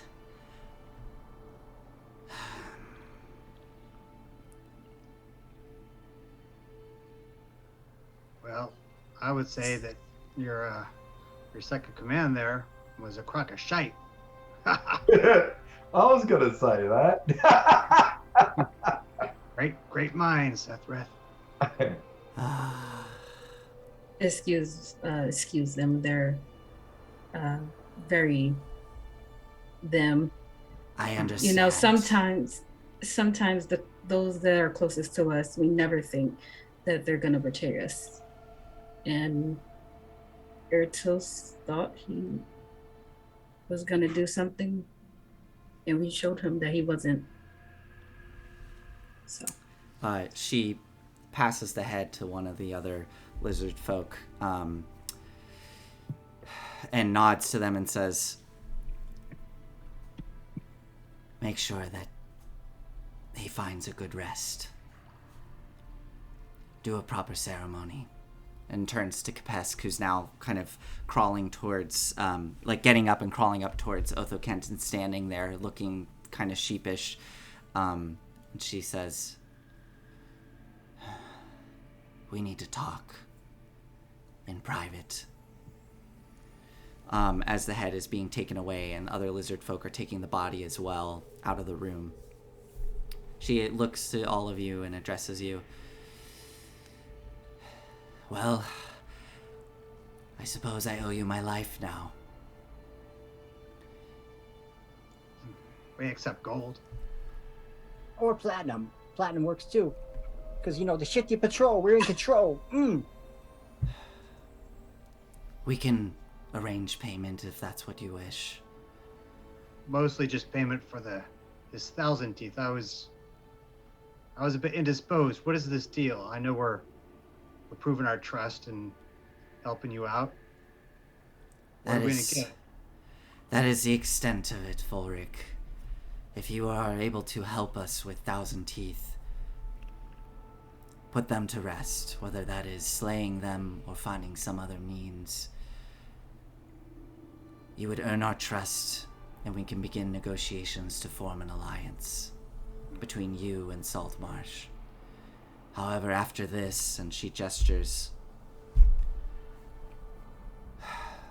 honestly, you've earned my trust. I was gonna say, we took out, how many of these did we take out? Just a matter of seconds. Please speak with respect. These are not My things. These My are queen. beings. These are my people. Favor for a favor. Watch what you say. They're traitors, were they not? They were, but they thought they were doing the right thing. They thought they were following the word of our God. Now treat it with respect, please. I misinterpreted that one. You, Oh, I you thought just it was you just that- see Rin that going like. Aiza is just kind of just. Now, if you so wish, we could provide you with payment, and we could send you back with some diplomats to Saltmarsh. However, we would be even more grateful if you could help us with 1,000 teeth. and I could give you further payment if that's what you wish. Yeah, let's get this 1,000 teeth taken care of. I just want to point something out here. Speak Hear freely. me now. We don't have to kill it. We just have to cure it, which might involve killing it. How exactly do you cure it? Well, that's the thing. We're gonna have the feast tonight, and then tomorrow morning, Aspen and I were gonna have another word with our Zentran spy. Hopefully, to see if possibly they're the ones that inflicted the malady upon the creature. It just seems rather coincidental that they would, how should I put it, send a spy with an attack group to raid the lizard men at the same time that Thousand Teeth comes down with such an unfortunate curse, malady, whatever. Easy, you might want to do that tonight, because I'm telling you, tomorrow morning I want to go out and get this creature. I don't want to wait any longer. Unfortunately, I already used my mind probe today. Don't worry, and I believe Aspen had some magics that might soften the spy up a bit. So know their language, they all use thieves' can't. We can't go hunting for him tonight unless you want to leave me behind. I used a fair number of spells in this encounter. No, I said Right. tomorrow morning I want to leave to hunt. Yeah, so in the morning, first thing, we'd like to have a word with him, and then we'll be on our way. Well, let's I'm all for taking care of Thousand Teeth regardless. I mean, we said we'd do it, so let's do it. Also, it could be of benefit to Volric in what he's suffering at the moment, so I don't want to delay. Can I make an insight check on Sephiroth after what I witnessed during the battle? Of course. Sethreth, if you would like to, you can roll a deception check if you're trying to hide something right now, but... I'm sneaky. Oh. That's a natural 20, so good luck, Sethreth. Oh, shit. You might, I don't know, see what you get. You might get a natural 20, come on! No. Okay, Sethreth, what is Aspen seeing on your face and your demeanor right now? Like, what do you think? Right now? Yeah. Basically, why am I pushing to get this done and dusted? Yeah. 2 reasons. One, you could tell he really does have concern for Volric. So they said at the healers that were working on him mentioned that it's quite possible the curse is transferred, and the only way to get rid of that is to take care of the 1,000 teeth. And the other reason is you couldn't read his mind. I mean, you've got a natural 20, but you would make the assumption that Sephiroth's in a rush to get back to town. Something's not right. And so, are you asking the question about my response now, or what happened in the combat? What happened in the combat? Oh, okay. Well, scrap what I just said. It looks like he's got some internal battle going on. He's fighting with something. It looks like he's talking to himself. Okay. Okay. Awesome. So with all of that, everything gathered and collected, the feast doesn't really resume. Othokent kind of addresses everyone and, gives kind of a brief speech apologizing for everything that's happened, addresses the various aquatic folk that are here, informs them that they're welcome to take food back to their quarters, but this feast must be concluded this evening. She is in no state to be here. Are you saying something, Eric Volric? No? Yep. Okay, cool. As she's concluding this, though, the Coalinth, the hobgoblin-looking creature that shoulder-checked Sethreth way back when you first arrived, this creature stands up, grunts, and looks towards the Lizard Queen and just says, Forget it. We're not forming any alliance with this chaotic lot. Clearly you can't even control yourselves. We'll stand with our own. And they storm out of the room, leaving the room kind of in a moment of silence as Otho Kent is standing there addressing everyone. She gives a brief nod, looks over the crowd. Very well. That is one alliance down.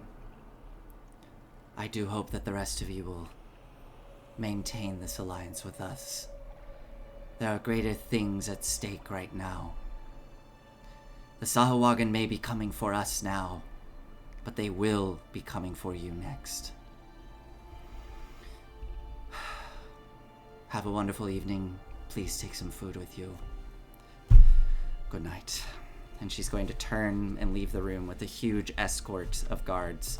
Does anybody want to do anything this evening as you all return to your quarters? Shifty's gonna hop over before the Mer lady leaves. Okay. To check in on her. Like, hey, yo, did you hope you're not getting any scratches over there? That was kind of a close call, huh? I can handle myself, but yes. I saw it. Yeah, you got some claws. I'm glad you're on our side. I just hope that the fighting is mainly in the water. You see how cumbersome this is for me. She's kind of coiled up there on the ground. I wouldn't mind the fight being over the water, so in case anything falls in, then you can take care of it. Otherwise, in the water, I don't know how effective I'd be. But anyways, you have a good night, okay? Glad to meet you. I'm Shifty. Yes, I didn't introduce myself. I'm Mitya. Lovely to meet you. Good evening. Pleasure. I'm sure we'll meet each other again. I'm sure. And she starts to slither out of the room. Ooh, Shifty's got a girlfriend. Making some alliances is what I'm doing. Anybody else have anything they want to accomplish this evening? I said, do I notice this? Yeah, I think so. I think you noticed. Yeah. Say, Shifty, you can't notice, but I'm winking at you right now. Hey, One Eye, how you doing? One Eye V. You looks pretty good, that patch. I like it. Thanks. Something fishy going on here, Shifty. Shifty? Yo, you all disgusting. Me, I'm just trying to make friends and alliances here. That's why we're here, right?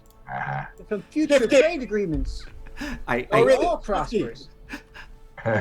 use wait it. up, Shifty. Shifty. Don't drop a fog cloud on the creature we're fighting again. Please, don't do that again. Yeah, that was just a kind of a panic reaction. It's kind of a thing like you Don't panic do and when don't you think, drop fog clouds on it. If we can't see it, we can't fight it. All right? Stop calling Yeah, you it's a new trick I learned. big You're boy. I'm still working out the kinks. Don't do it again. Yes, +1. boy. All right. Shoot your ink and you run. Couldn't hit you either, could it? All right. So with all that, you return to your quarters. This what appears to be actually a barracks of some sort. As you go in and settle in for the evening, you see many other lizard folk coming in for the night, kind of giving you side glances, and they climb into their respective hammocks. And a lot of these lizard folk, they do look to be like the warriors of this community. You are clearly in some kind of barracks. But there are available hammocks for you all to sleep in. Shifty, I know you already set up your bedroll on the ground to crawl up into. But you settle in for the night. Actually, I'm gonna wear my armor this time and put my bag underneath Aspen's hammock. Okay, very well. Aspen? Before we settle in for the night, I want to pull Sephiroth aside. Of course. And have a private conversation. Of course. Two of you are. Or like I'll pull him out into the hallway. Okay, you step out into the hall. Sephiroth, Aspen pulls you out into the hall to have a conversation. under his breath, he's like, here we go again. Okay. Yes, Aspen, what is it? Can I ask you something? And I don't want to seem too forward, but it seems like you're struggling with something. How long have you been talking to your ex? Well, Oh, what do you mean? He looks uncomfortable now. What are you talking about? Well, why would you say that? I saw you during the battle today, grabbing your head and telling your ex to shut up. One can assume that you're either really, really crazy Yeah. or you're hearing voices in your head. I'm pretty sure that's both for you. So, are you hearing voices? Why are you talking to your ex? But the axe is my friend. Yeah, I'm crazy, just crazy. We'll just put it down as that. Are we done? No, You're very bossy, aren't you? I'm not. Well, yeah, of course. I won't say I'm not bossy. Yes, I'm. Look a bit nervous. Looking around. Sephiroth, it's okay. I kind of understand what you're going through. Yeah. Yes, that axe that I have that I pull out of nowhere, I talk to it too. I mean, it's the only clear communication that I have with my mother. I hear her voice in my head whenever I wield it. So I don't know what you're going through, but I can tell that you're going through something that you're not telling your friends. What do you mean you can talk to your mother? Where is she?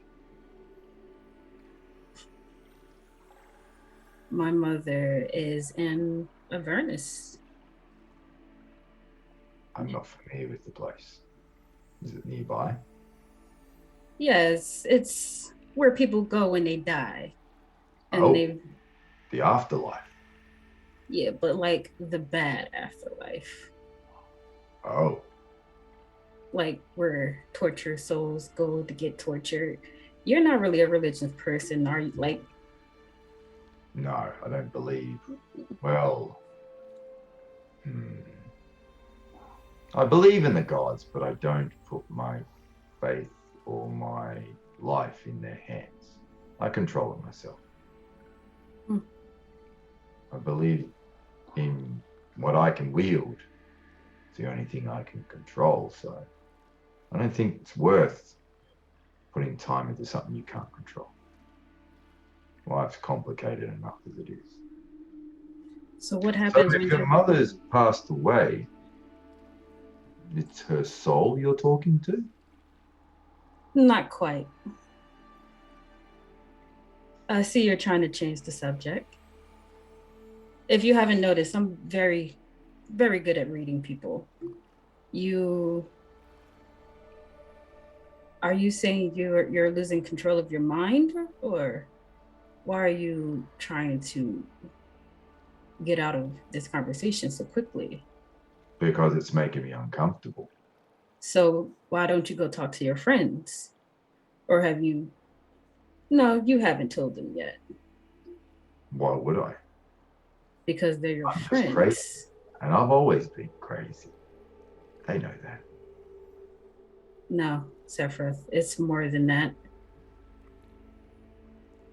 And the fact that you guys been together so long and they can't tell that something is wrong with you makes me question your friendship.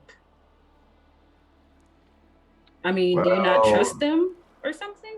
I guess since I don't kind of know you and you're not our friend, then I guess I don't have to answer that. Oh, so if I was to just message Volric right now and tell him that you're hiding something, how would he feel about that?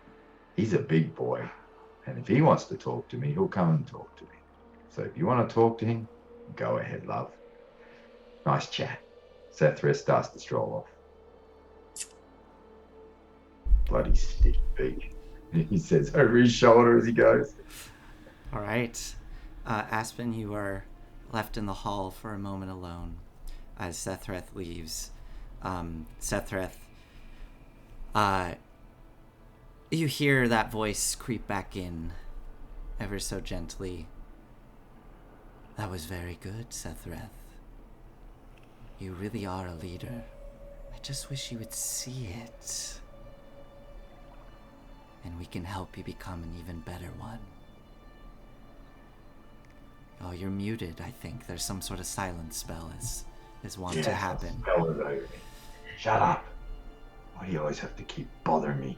It's either you or bloody her. I'm not Her trying drive to nuts. bother you. Look, I've even made the other two become more quiet, as I know they can be very grating. Good. They do annoy the shit out of me, just like she does. I'm trying to help you. Probing into my mind, always wanting my feelings and secrets. They're mine. They don't belong to any of you. They're mine. Yes, I'm not trying to take them from you. I'm What just do you trying. want? I want to unlock your potential, What Sethrith. do you mean? I want to show you what you can become. You can be so much more if you just let us help you. Who are you? Are you someone that I know? In a sense, yes. We've never met. We never could have met physically. But we are of the same blood. We are of the same family. Kin? Yes, kin. Part of a long line of powerful leaders.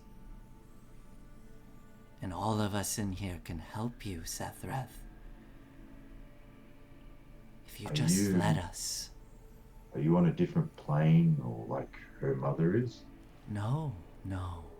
We're right here with you. And you feel the axe become warm. Yes. You're in here. Yes. When you say we, how many are there? Every one of us down the family line who has been granted this axe and has truly been given its power, a piece of them remains behind to help guide the next generation. There are multitudes of us within this axe. Some of us a bit more powerful than others. So you used to wield this axe? Indeed, I did. What did you say her name was again?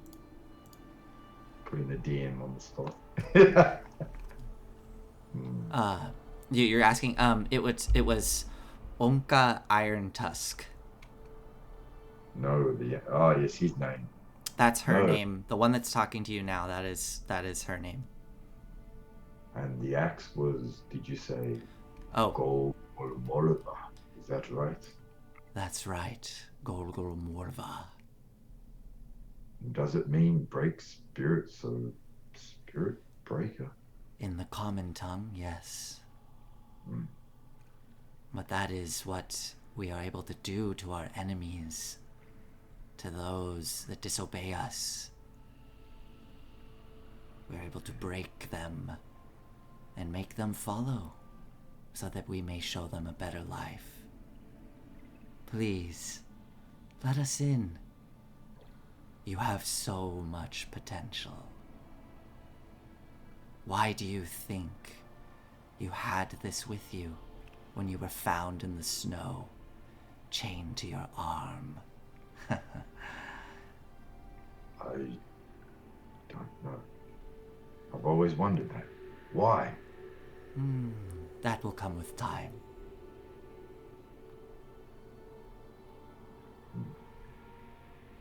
Enough for now. I'm tired. Leave me Very alone. well, very well. And the voice fades. I storm back into the room and go straight to my bunk, and instead of usually having the axe by my side, I lean it up against the wall next to me. Okay. Okay. All right. So you all retire for the evening. And if nobody is gonna do anything else this night, the evening comes to a close. The following morning, what is Volric doing? The following morning comes to, and it is a bit disorienting for some of you as you are more awoken by the sound within the chamber than kind of your natural body rhythms. It is very dark within this room. There are no windows. You are deep within the lizard folk lair and this subterranean kind of complex. And you are awoken to the sound of shifting lizard folk getting ready for their day. As those of you with dark vision kind of adjust and see the black and white image appear before you. You see various lizard folk gathering supplies for the day, getting ready. The door is opening. You see some exiting, others coming in from the night shift. But regardless, the morning is yours, and you have the day before you. So, we have about, I'd say, 15 minutes, and then we're going to take our first break here. Probably our only break this evening. It'll be a little bit longer since we're doing a longer episode.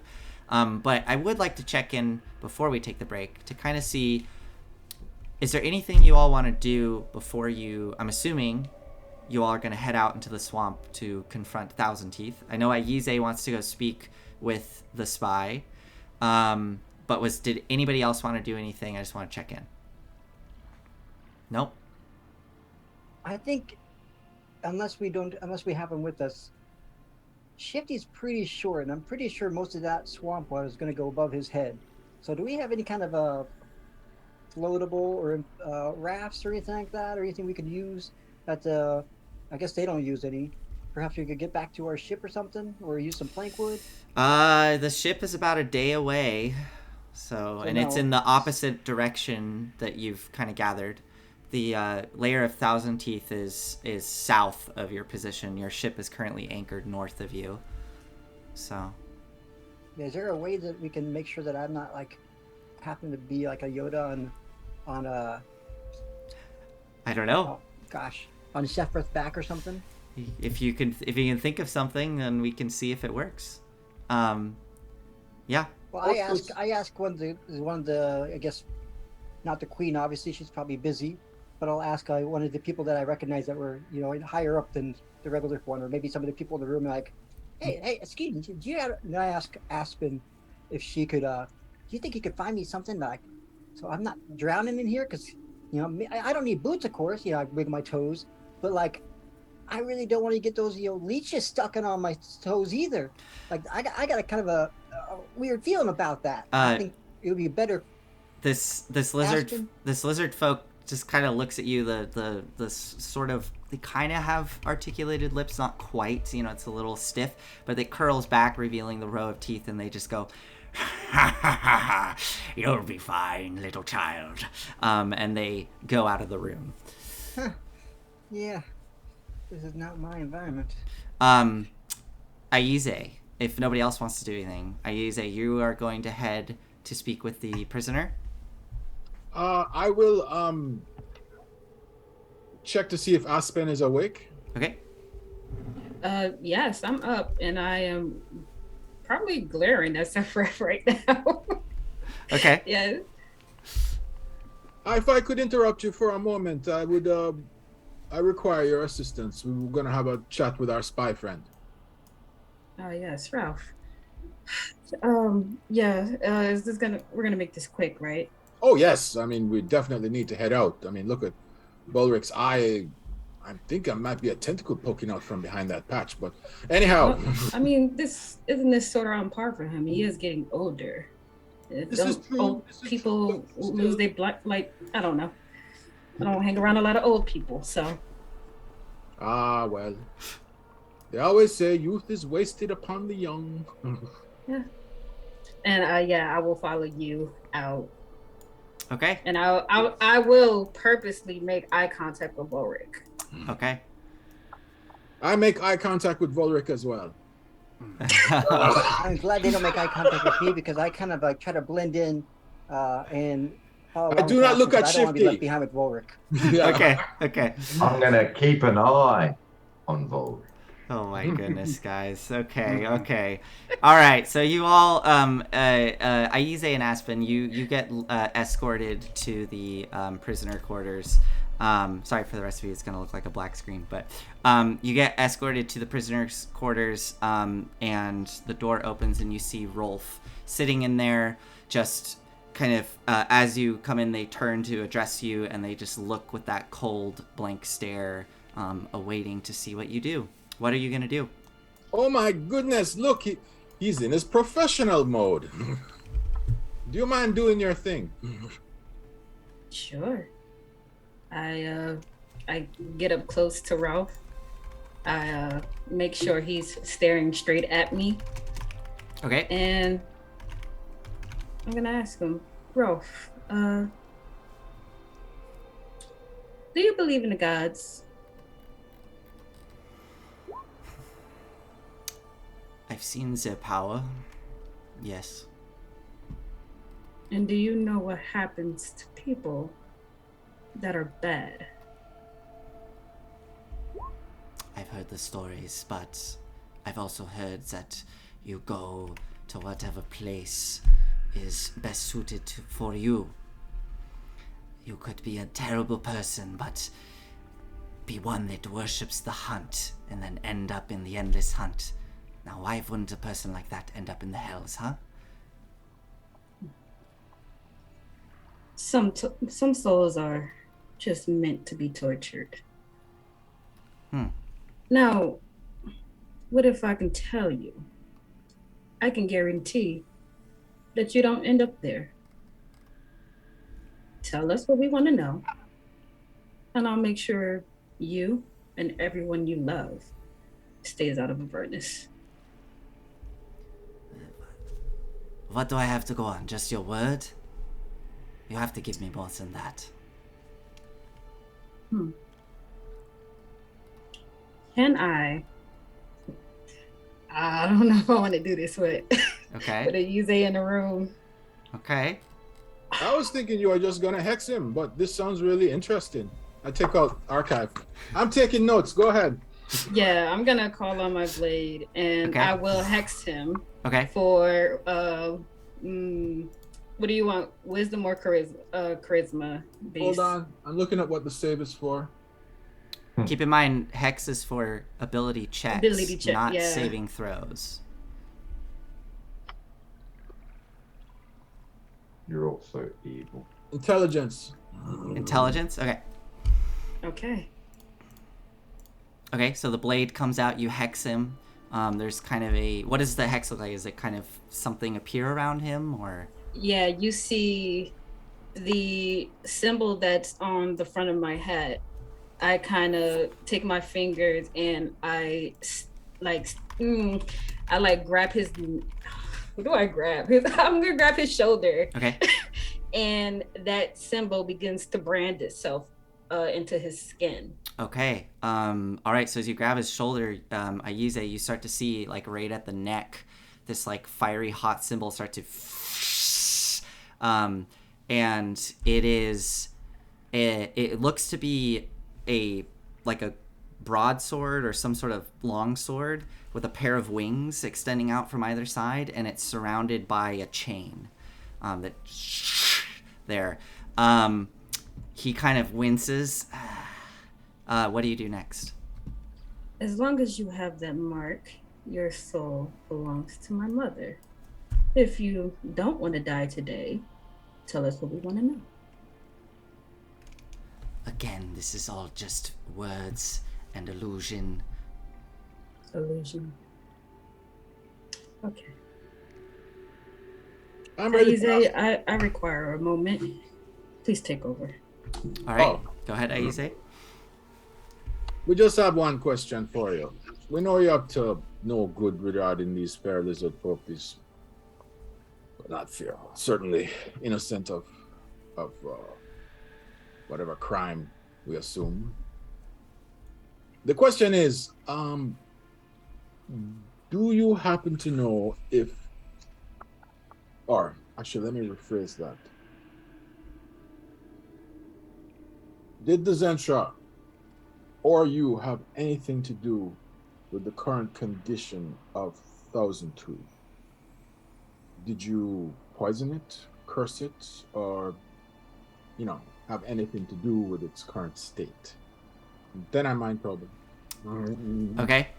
So he makes a wisdom saving throw or intelligence saving throw. Oh, it is wisdom. Shoot, I meant wisdom, not intelligence. The intelligence is... That's okay. It can be, the hex can be wisdom based, but again, to specify, hex only affects ability checks, not saving throws. Oh, okay, Yeah. I misunderstood. That's okay. But he is going to try to resist. So here we go. DC 16. Yeah, he got a 6. So you push into his mind. He kind of winces as that little symbol flares up, and you get a series of phrases going through your mind. And by the way, really quick, I want to check something. This is Aspen and Ayuze. Yeah, okay. Aspen and Ayuze, you do not know this, but Shifty, you managed to follow them without them noticing. So Shifty, you're around the corner and you're hearing this conversation and kind of spotting some of it. Lost in the map. I'll send you over there. Don't worry. I'll move you. So you are there listening in on this, and I don't even know where you went. I don't know where you sent your token. I'm at the top of the map. Okay. It doesn't really matter. This is more theater of the mind anyway, so we're not doing combat. So as you're listening in, Ayuze, you're pushing into the mind, and you start to hear phrases going through the head. And what you hear is his voice going, I don't know why they keep asking me about this. I'm not going to say anything. I don't even know what this 1,000 teeth is. We have nothing to do with it. Just try to keep you cool. Try to focus. Don't let the scary lady break you. Alright. That's what you get. And he just keeps staring at you, kind of sweating and the jaw clenching. Well, I'm sorry. I'll telepathically communicate to Aspen. Okay. He's thinking that he has no idea what Thousand Tooth is or what we're talking about. What do you think?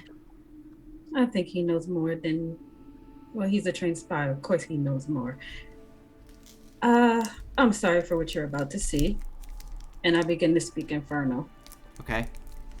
And as I'm speaking Inferno, my eyes will grow like fiery red. Okay. And I'm going to call out to my mother. Mother, I require your assistance. I have a soul that you might want. The voice comes through into your head. Oh, wonderful. Have you got them to sign a contract? Not yet, but I think if you make your presence known... I'm here with you now. It is rather difficult for us to pierce through the veil. I can speak through you in some regard, but anything beyond that becomes increasingly more challenging. Perhaps with time, as your power grows, you'll be able to open the window wider for me. What should I say? Do you have any? Do you have any spell or anything that can? Because she can't really like manifest or What can I do? I do repeat what I say though, which is that Yeah. the information we're looking for. I'm reading his mind. you hear like a movement or some sound from behind you, Aspen, and Ayuze, and I go, Aspen, because I don't think I've seen this from Aspen before. Okay, This so infernal speech and eyes roll in the back of the head, and I'm like, yeah. Aspen, yo, are you okay? I don't even register Shifty's voice. You can tell, you know, that I'm not myself just by the color of my eyes changing, and I kind of look towards the man. Yo, Wizman, that's not her, Wizman. Don't let this happen. And Aspen, what do you do? I take, I think I'm gonna do Toll the Dead. Okay. I don't have any spells that's going to convince him because I changed out Charm Person. And So- I will honestly I will say this. So you cast Toll the Dead, he'll make the save. And again, as I said last time, he got a 14 on the save, so I think he fails. What's your saving throw? DC 16. 16, so he fails. You can go ahead and roll damage. As you cast Toll the Dead and blood squirts out of his nose, he just starts to pant and clenches his jaws and just stares at you. This man's ready to die. Oh, hold on. Oh, sorry. I mean, however much damage you end up doing, I doubt it'll kill him. Maybe it It will. won't roll. Hold on. It's Okay. 2d8. Could come. Hold on for a second. Let's. That's already neat. Okay. 10 points of damage. 10 points of damage. So yeah, a little blood spurts out as Aspen's eyes are glowing red. And Stand again, between her and the guy. yeah. So you stand That's between it. them.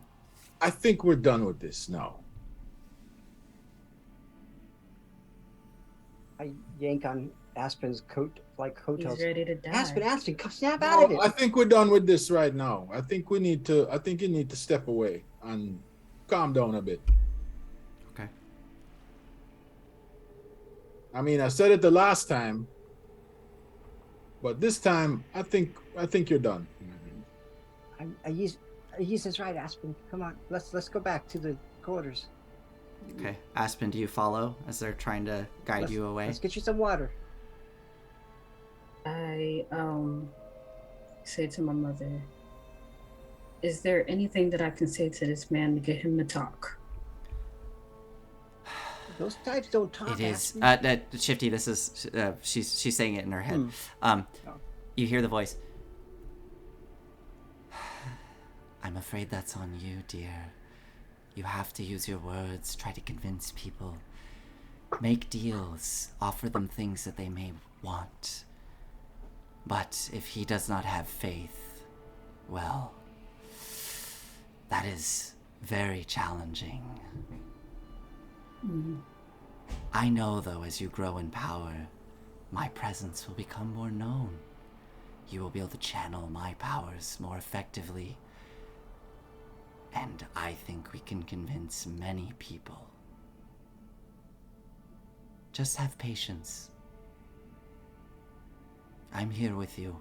I'm always here with you.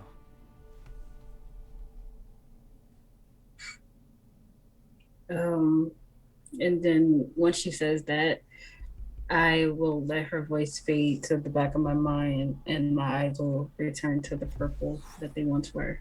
Okay. All right. So you all walk back to your quarters where you can see everybody else is geared up and ready to go. As you collect your things, Ashwak, getting ready to lead you out into the swamp. Ashwak looks over you all. Are you ready for me to lead you to Thousand Teeth? Good. Yes. Yeah. Follow me. And they turn and slink out of the room as you follow them out into the swamp, into the light of the day. And we're going to take a break at this point here. We'll be back in about 10, maybe 15 minutes at most. And yeah, we're doing a longer session this evening, so we'll see you back here soon. Jack, anybody else? I know you probably want to make some announcements. Are you good to do it once we come back? Oh, Okay, yeah. cool. See you all back here soon. Yeah. Bye.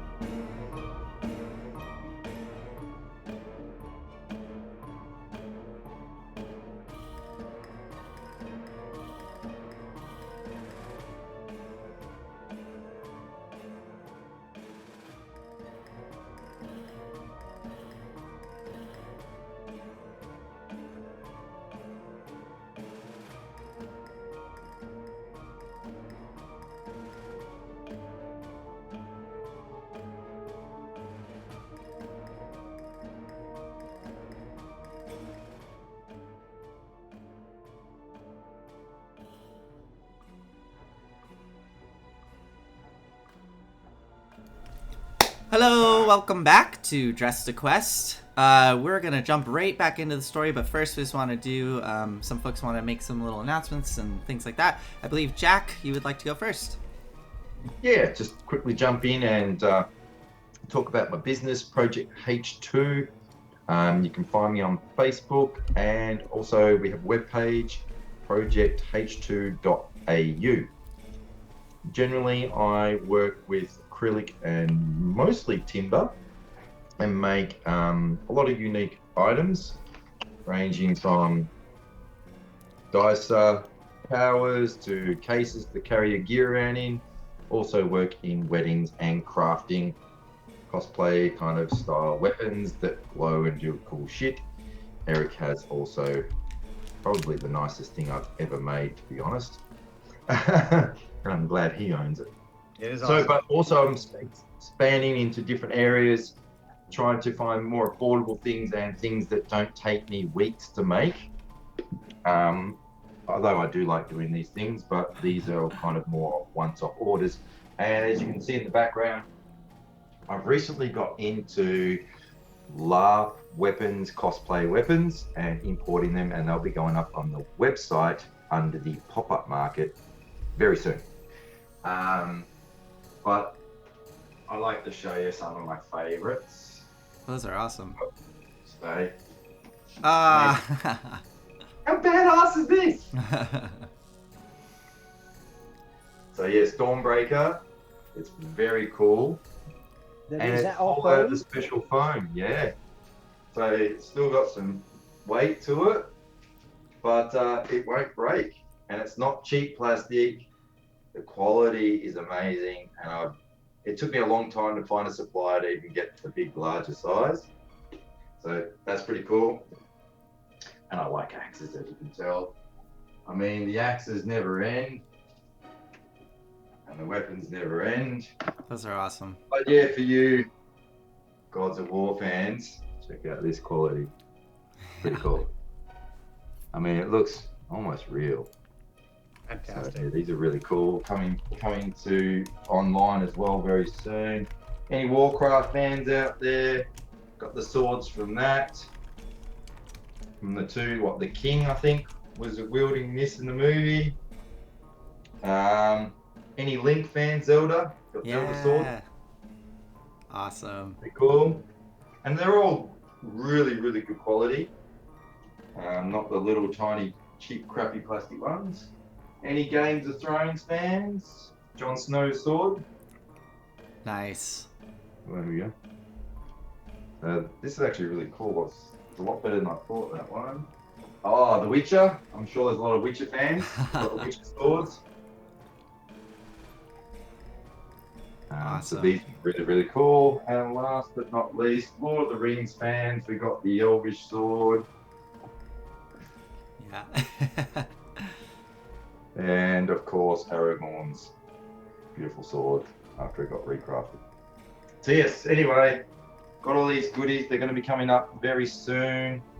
And I can definitely say I'll be selling them a lot cheaper than what they generally go for. When I did my research before I started purchasing these, I could see that there's a ridiculous amount of people pumping the price up almost fourfold. So I'm going to try and keep it more affordable for everybody. Cool. Thank you. Amazing. Thank you, Jack. Yes, please go check out Project H2. They have some really amazing stuff. And yeah, you can see examples of it both with Jack and Volric, Sethreth and Volric. I only have one question. Yeah. What goofball would walk around with a fake weapon in public? I don't know. All right. Those dads over there with really bad dad jokes. Yeah. Yeah. All right, let's jump into this. So let's go straight into this. All right, so you all head out into the swamp, being led by Ashwak.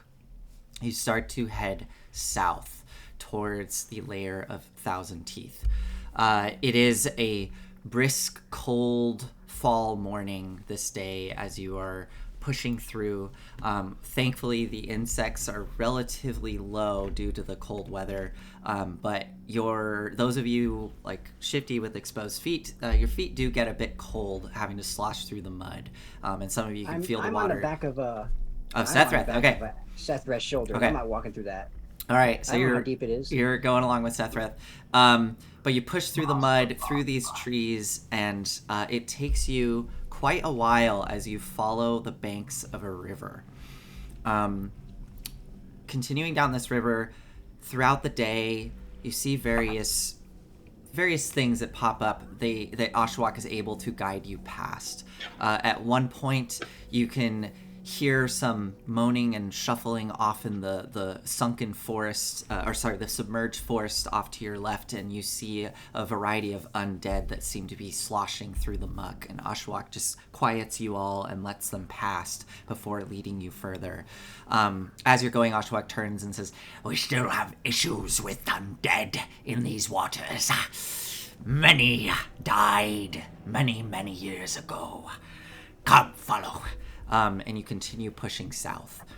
At one point, you hear some great bellowing ribbits, and you see 4 of these massive frogs just wallowing in the mud, sitting there, kind of their eyes blinking, watching carefully. Oshawott, again, is able to deftly guide you past without issue, as these frogs just sit there croaking. As the sun starts to dip towards the horizon and you can see the colors in the sky starting to change and the temperature is dropping once again to a much more cold fall evening, Oshawott slows the pace down, turns to you all. We are getting close. No more than a quarter mile up ahead.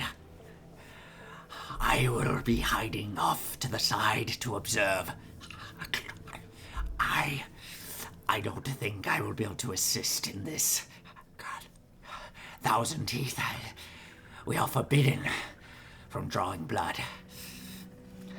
And they have become quite monstrous. Taken many of our own. I wish you all the luck. All good, buddy. You stay safe. You can do me one favor, Oshawott. What is that? If we don't make it, a poem. That's all we'd ask. To remember us. You want me to make a poem? If we all die. Okay. It will be in my common tongue, and I will do my best. Just don't call me a child. Sethreth laughs as he picks him up and puts him down in the mud and pats him on the back. Don't grab me. Get the leeches off of me. My toes. Oshawott nods, and kind of Oshawott actually comes up to you, Shifty, and kneels down in the muck to actually get eye level with you. You see the little pseudo dragon crawl up and look at you as well, and Oshawott tilts her head. After what I saw you do yesterday, you are no child. I will make it known. And they gently extend out a scaly hand. I believe this is custom for your kind. And they shake. And I go like this. I What just happened? Yeah, there you go, lad. There's some respect for you. We have our own personal handshake now. You know, the 1, 2, and the slither. So you start to approach Thousand Teeth's lair. My question for you all is, at this point, as you're approaching, how are you approaching? Who's going first? What if anything, are you doing as you're approaching this lair? And I'll give you a little bit of context. Up ahead, you see this. You've come off of an off branch of this river that has turned into like a very slow creek. And the creek itself seems to be up ahead. It's emptying out into a massive, murky pool. Rin, you are able to pick up with your passive perception. Let me see. Yeah. You can see there are numerous decaying bones kind of poking up out of the muck in this great big pool. And in the center of the pool, there appears to be stone ruins kind of rising out of the mud with a great big gnarled tree growing off of it that has lost all its leaves at this point. And then there look to be other little bits of ruins on the outskirts of this pool, as well as areas where the water itself becomes shallow and there's like reeds sticking up. It looks like you could probably stand on those sections. And I can show you the map here in a minute, but I do want to know, first things first, how you are approaching the lair.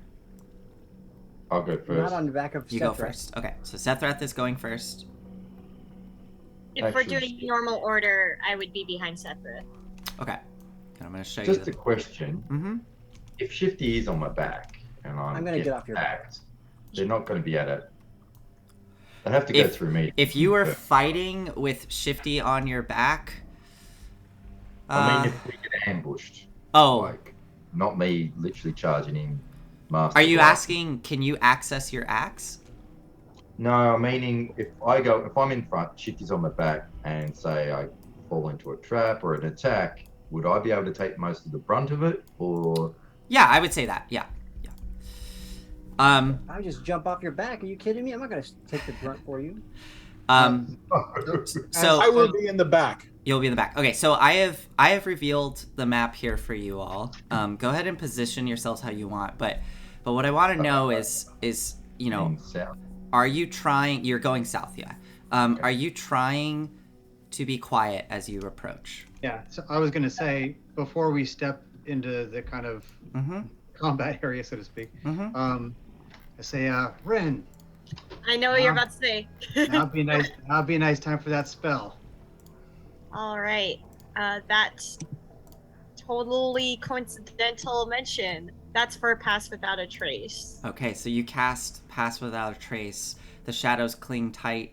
The footsteps become dampened as you approach the lair. Everybody make stealth checks for me, and you can add a plus 10. Aspen? Yeah, can I cast Bless as well? Yeah, so what I'll say for that, Aspen, I will let you cast that essentially just before initiative, and it'll be ready to go. So, because it only lasts a minute, so it'll basically be like just before combat happens, you can cast it. It won't use up your action though. So, Okay. but I will keep that in mind. Okay, I'm doing it at second level, so that's 4 people. Okay, who are you gonna hit? Myself, Sephrith, Vorik, and Shifty. Okay, I'll put What does this Bless do little. again? Can you post it? Got 2 net 20s for spell. Wow. That's awesome. What? So you Nat said. 20s. A waste of a net 20, man. So you said. Yeah. Aspen, you said yourself, Volric, Shifty, And Sephrith. and Sethrath. Okay, got it. What does Bless do again? How far are we from the den in minutes entrance? The entrance to the lair? Yeah.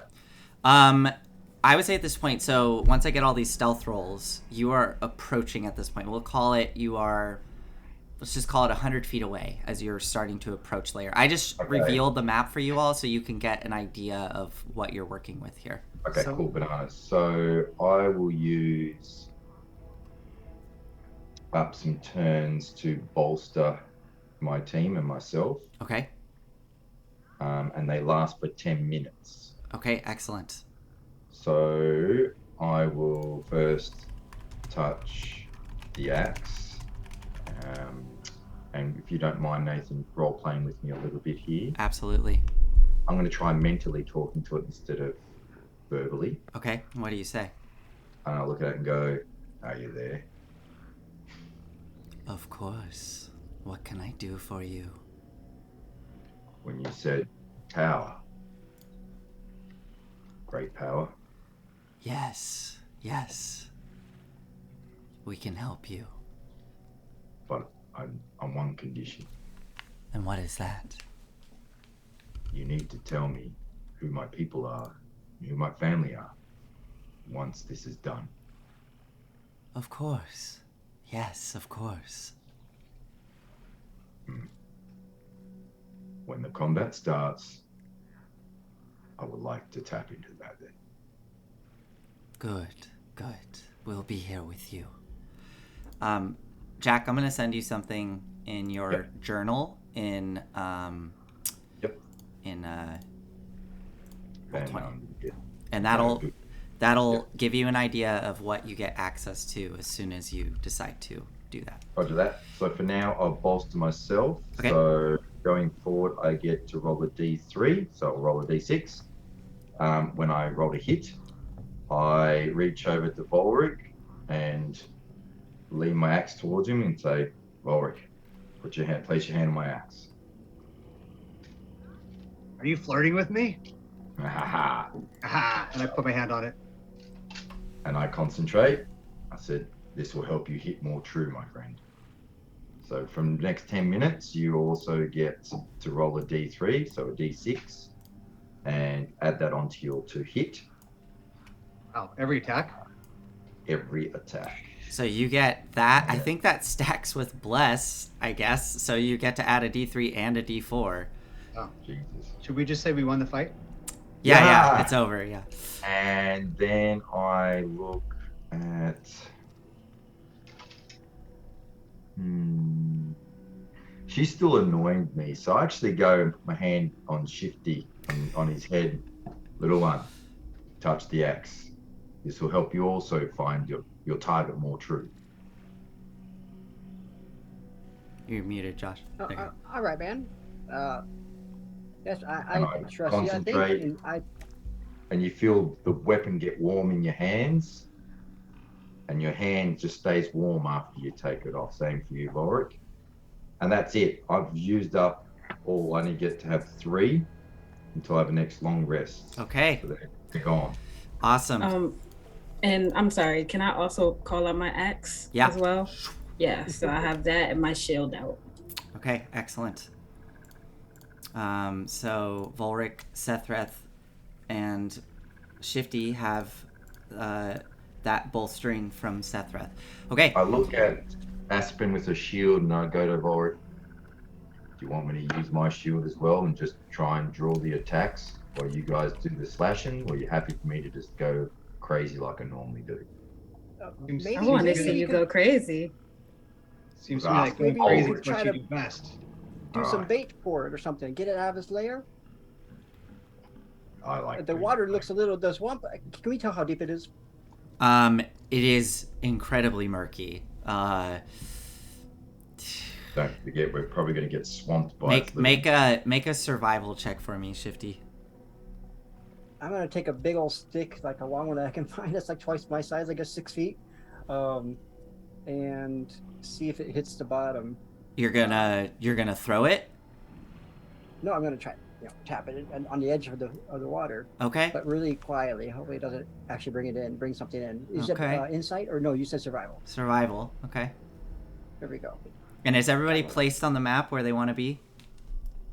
I am, but no one else.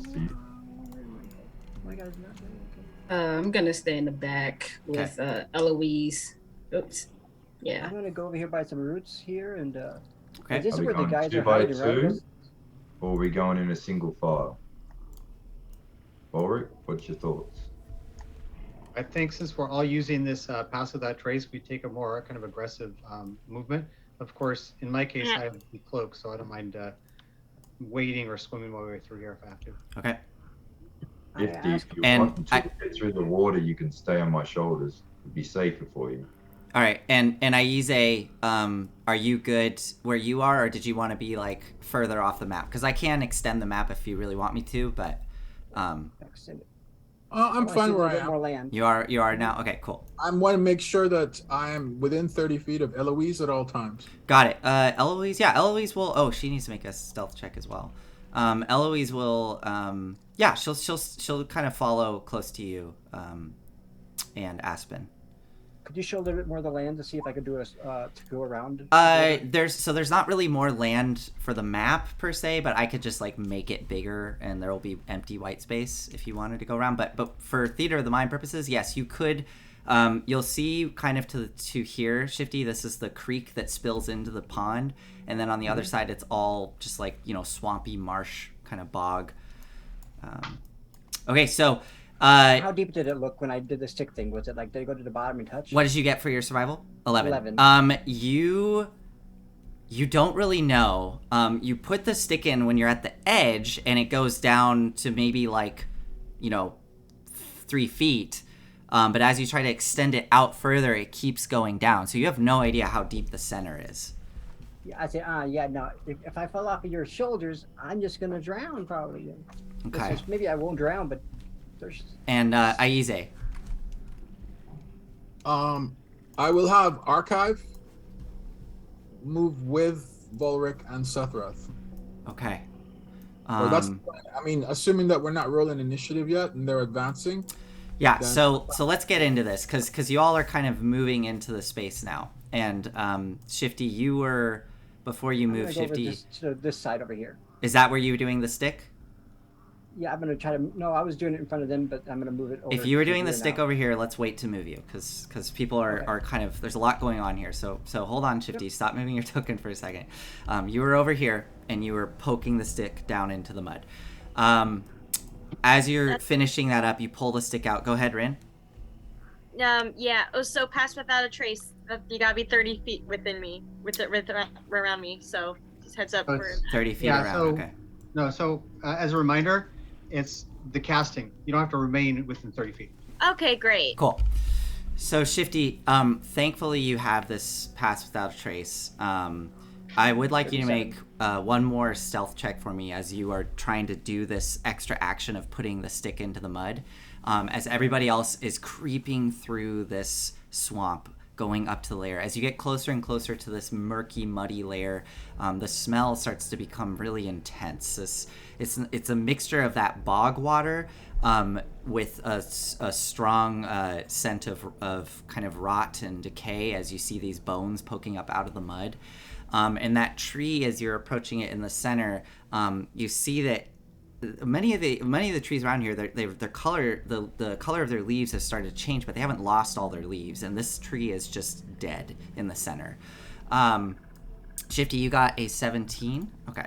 And plus 10 if it's. Oh, then you're fine. So you carefully pull the stick out and climb up back onto the roots. Sethreth and Volric, you get to the edge of this murky swamp, and you're gonna go down into the water to push forward. It looks like.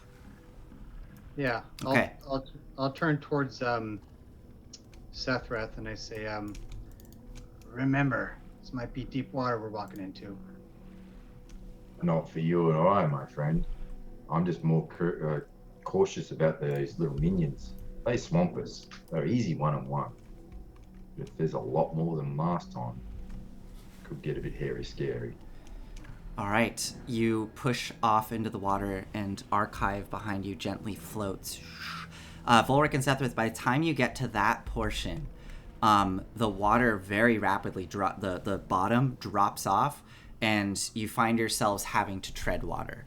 Volric, you're fine with your Cloak of the Manta Ray as it kind of unfurls and almost keeps you buoyant, and you find yourself moving effortlessly through the water. But Sethreth, you are having to swim. Do you have a swim speed as a barbarian? No? No. Okay. So you will be at half movement when in the water. But you are currently treading water. I need both of you to make stealth checks again as you are pushing out into the water, like going out from cover. 14? 14, is that with the plus 10? No. Oh, Plus 20, so 24, plus 10. okay. Wow, y'all, pass without a trace is Plus 10, wild. plus 10 is amazing. Yeah, even with the disadvantage. Okay, Ninja. here we go. Oh, So a Visual. 13 for you, Volric? 13 plus I'm still blessed, right? Blessed does not apply to ability Oh, wait, checks. there was something else. What was there was another bonus I got. That's for attack rolls as Any well. attack. Okay, never mind. So yeah, only a 13.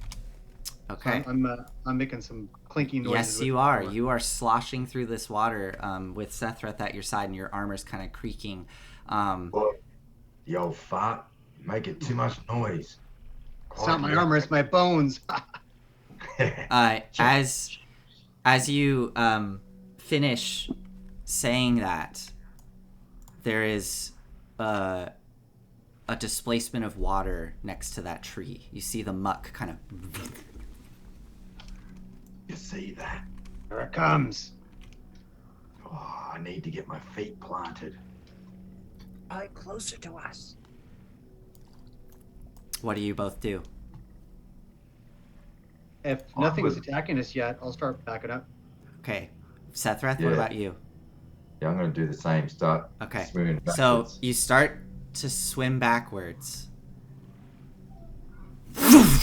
Out of the water, you watch as a massive form starts to push through towards you both. Here, I'll see if this thing actually was able to surprise you or not. Here we go. There you go. No, I don't think. Oh, actually, whoa! It got a really high. That's awesome. So yeah, you saw the initial displacement by the tree, and then it kind of disappeared. You know, imagine like on Dagobah, like that, just that, and then suddenly this huge form pushes towards you. You see that kind of water breaking and displacing as it parts, and you watch as multiple heads start to rise up out of the water. And why don't we roll initiative as this thing comes lurching out of the water straight towards you. And let's see what happens. Here we go. Let's roll good here, people. Oh, that's good, Shifty. Wow, 24. Shifty's like super quick. Nat 20. I've never done that initiative. I've always had low. Okay. Okay, cool. This is starting to roll. So we are all blessed. No, just No, only 4 of us. Me, You are. you, Vorik, and Shifty. Oh, nice. So D4 to the attacks and saving, plus the D3. All right. Attacks and saving let's see, throws. Rin. Nice. It looks like I'm missing Volric. Oh, I didn't click on my character. No, Sethreth, you're there. I see you on the initiative order. I didn't click on my character. Aspen, Sorry. what'd you get, Aspen? I got it at 10.14. I keep 10.14, forgetting. Okay. So That's I'm okay. sorry. It's, I don't know if you see it, but it says 9.1. It says, you want to descend the result of the roll to the turn tracker, but no valid token was selected. Oh yeah, you have to have your token selected to Then do your initiative roll. get the initiative in. So what did you get, Volric? 9.1. 9.1. 9.1. 9.1, yeah. Okay. All right. I think that's everybody. Oh, Eloise. Gotta get Eloise. Yeah. Bloody useless Eloise. Oh, come on now. She saved the Focus. queen. That's substantial. Yeah. Yeah, she did Yeah. save the queen. It's not relevant. Did I? Ooh, Hydra got 22, huh? I If guess it's dark in the swamp, I'm yeah. going to be wearing my goggles. FYI. Did the Hydra get 22? Hold on. I'm double checking something. I'm worried I clicked. I thought No, the I Hydra guess it got- did. I thought it got something else too. Chris, I thought it got something else too. And I'm trying to review my. No, it got a 5. It got a 5. I don't know why it's. I thought it got a 5 because I saw it on there. And I'm Yeah, like, yeah. No, I know what happened. I accidentally had something else got a 22. So. Oh, quote something else. Whoa. Yeah. All its 100 millions. So gripping my sword in 2 hands and say, watch out, there may be something else. So. All right. So this thing comes lurching out of the water towards you both, and as it rises up, you see multiple heads. And what you see before you is indeed a Hydra. It is a gigantic serpentine figure with multiple heads rising off of a big stocky body. But just like those children, you can see that this looks off. There are multiple barbels sprouting off of its neck and chin that are constantly writhing and squirming. The eyes are kind of bulging out of its head, and there are a multitude of eyes running down its skull and into its neck. The eyes themselves are leaking that black ichor, and as it rises up, you hear all around you as multiple of those children come bursting out of the mud around you. Thankfully, Shifty, you get to go first. So Shifty. Yep. Quick Hell question. no. Bull definitely has worms in his eye. And, Yes, Aspen. The Hydra, is it technically one creature? I'm asking for twin spell. It is twin one. meta- It is one creature. Okay. I'm gonna move- Somebody just asked IME202 who is Eloise. Eloise is an NPC that they discovered that was being held prisoner that they rescued. She is a cleric of Torm, like a low-level cleric of Torm, but she's been traveling with them. I like that spelling. That was Yeah. F1. Like a standard. She saved the queen. Uh, Why you guys? She cleans the bedchamber pot. Y'all, That's oh about come on now! No, she's amazing. Okay, so Shifty, you're up first. What are you gonna do? Can it see me, or am I still stealthy? It does. No, it doesn't. You have no idea. It's not looking at you. It's focused on Volric and Sethreth. So if you're asking if you get advantage on this attack, yes, you do. All right, then I'm going to walk down this branch here, so I Okay. get to the edge of it. Can you and make I'm going to- Can you make an acrobatics check for me? Because that is a tree, like up above the swamp. Yep, you're fine. So you gracefully dart along the branch, get to the edge. Below, you can see the water churning and squirming as this child comes out. Go ahead and do whatever you're gonna do. I look back at I'm not sure if Aspen or Rin look at me, but I go like this, and I just slice it with the booming blade. Got and it. It'll make a nice crack sound as it hits it, Okay. and or if it'll try to hit it at least. A 17 keep- hits. Keep in mind, Awesome. however, Nathan, you're managing this. For those that are still stealthing, they will get advantage on attacks, right? For example, You will. Rin, right? Yeah. All right. So go ahead and roll damage for that. All right, so here's the original damage, and I think with a nat 1, I believe.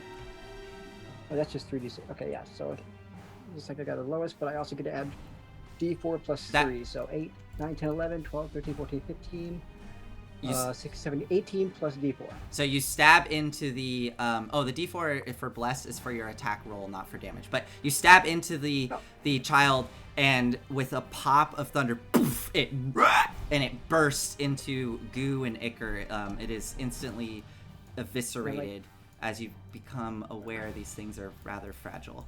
All right, so that was your action, Shifty. Do you want to do anything bonus or? Yeah, I'm movement? going to use definitely a bonus action to. There's another one over there. I'm going to use a bonus action to try to hide in the Okay. thicket here. Go ahead and make your stealth check. So maybe I'll just go over here. Okay. Is this in water? Or is this That is in land? water, so you would plop down into the mud. Would this be land? There you go. Now you're on land. So you Yeah, I'm plop gonna down try in to the hide mud, in- get behind the log. Go ahead and make your stealth check. Yeah, I'm gonna hide behind that thing with my extra action here. Okay. Still, and I'm done. Okay. At the end of your turn, the Hydra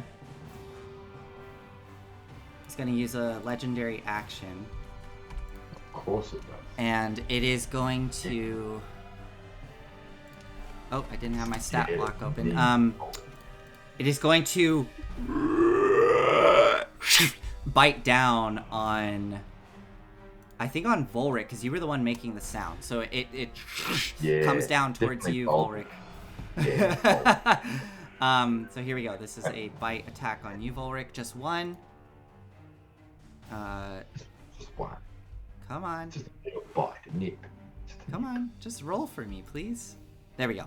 That is... Oh, it rolled twice accidentally. So that's only a 10, Volric. I believe that misses. You're muted if you're saying something, but I believe it misses as it cling off the armor.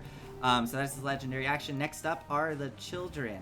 So they come swarming in. They don't know that any of you are here, so they're all gonna swarm around Volric and Come on. Sethreth. Come Children of Come the at corn. me! Come on. So this is going to dash as they come dashing Have in. we backed up enough that our feet are on the ground at all? No, you're still where you are right now. You're still treading water. God damn. Yeah, sorry. And this one will come pushing through the water. Can only get to there as they're trying to. All of you see the water just turn into this torrent of froth and chaos as all these children come and start surrounding Volric and Sethreth. I believe only like 2 of these were actually within range where they didn't have to dash. So only 2 Here we attacks. go, Volric. So Pull your britches up. It's gonna get messy. So Volric, that is a 25 to hit. You take 9 points of bludgeoning damage, and you are grappled and restrained as one of the children wraps around you, starts to crush you. The other one's going for you, Sethreth. Same thing. Let's see. That's a 24 to hit, and you take 9 points of bludgeoning damage and are also grappled and restrained as they starts to crush you. All right, Aize. Hey, Nathan? Yeah. As that one coils up and opens its maw and clamps down on me, my eye patch glows, Ooh, and then one of the Hydra heads is going to take that attack. nice. I can do Whoa. it once per long rest, which I assume I had. Okay. Wow, this is wild. So the whole child, I guess, like part of it, it darts in to like wrap around you, and then half of its body suddenly disappears into a portal and reappears next to the Hydra and starts to crush the Hydra. So the Hydra takes what? How much damage was it? 9? 9 plus whatever the acid was. There was no acid, it was just bludgeoning for this. So 9 points of bludgeoning damage crushes around the Hydra. The Hydra immediately, one of the heads grabs the child and kind of rips it off, and it goes back through the portal, appearing next to you, Volric. Okay, that was the children. Next up is Aize. Aize! All right. Interesting. Fireball! Archive. Oh, yes, sir. Mi pire wa moto. Set acid. Target. One moment. I just clicked. I calculated it before. Yeah. Shoot. I trust you. 20 feet. 20 Okay. feet. 20 feet. 20 feet. Shit. No, hold on. Sorry. No, you're good. Here, I can help you out. So Don't you have a circle tool or Yep, something? I got it. I will ping the spot. Oh, good. Yeah, let me grab Alright. that. where would you like it? Ping the spot and I'll place it. Oh, all right. I'll try to give you control in a minute here, but I think it's here. I believe. Nope. Up one. One more. one more like that. Yep, that's it. Okay, so that will. Is this what are you casting? Is this fireball? Fireball, but I'm setting it for acid. Awesome. So it will hit those 3 creatures. A beam of kind of yellowish green light, I'm assuming, kind of shoots out of archive in the text of what, like acid ball. Yes. Multi-ball. But it calls out.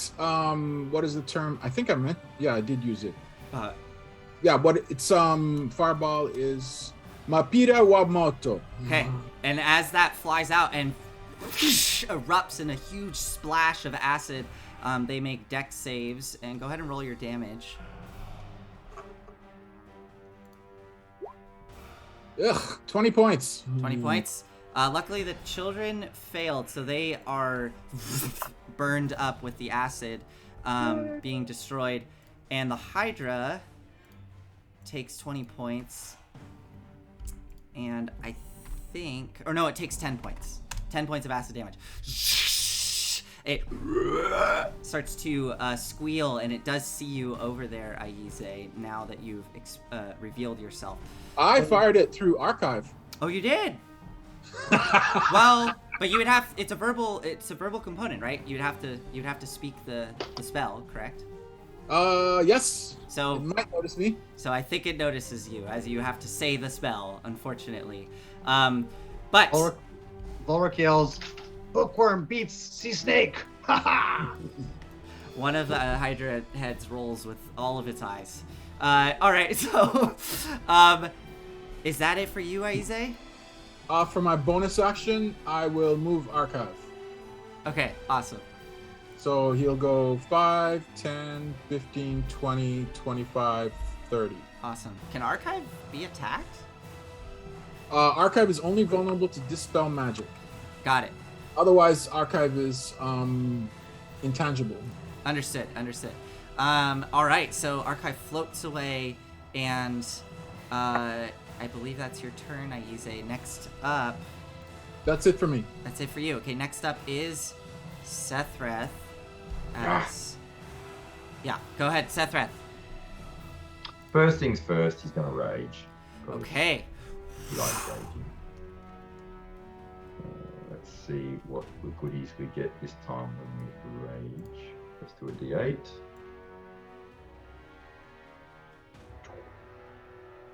A 1 again. Wow. Okay. So that was necrotic damage. Yep. A D12 to each creature. Yep. In 30 feet. So all of them will have to do a Constitution saving throw. I'm pretty sure it's 14. Let me confirm. Okay, Thousand Teeth fails.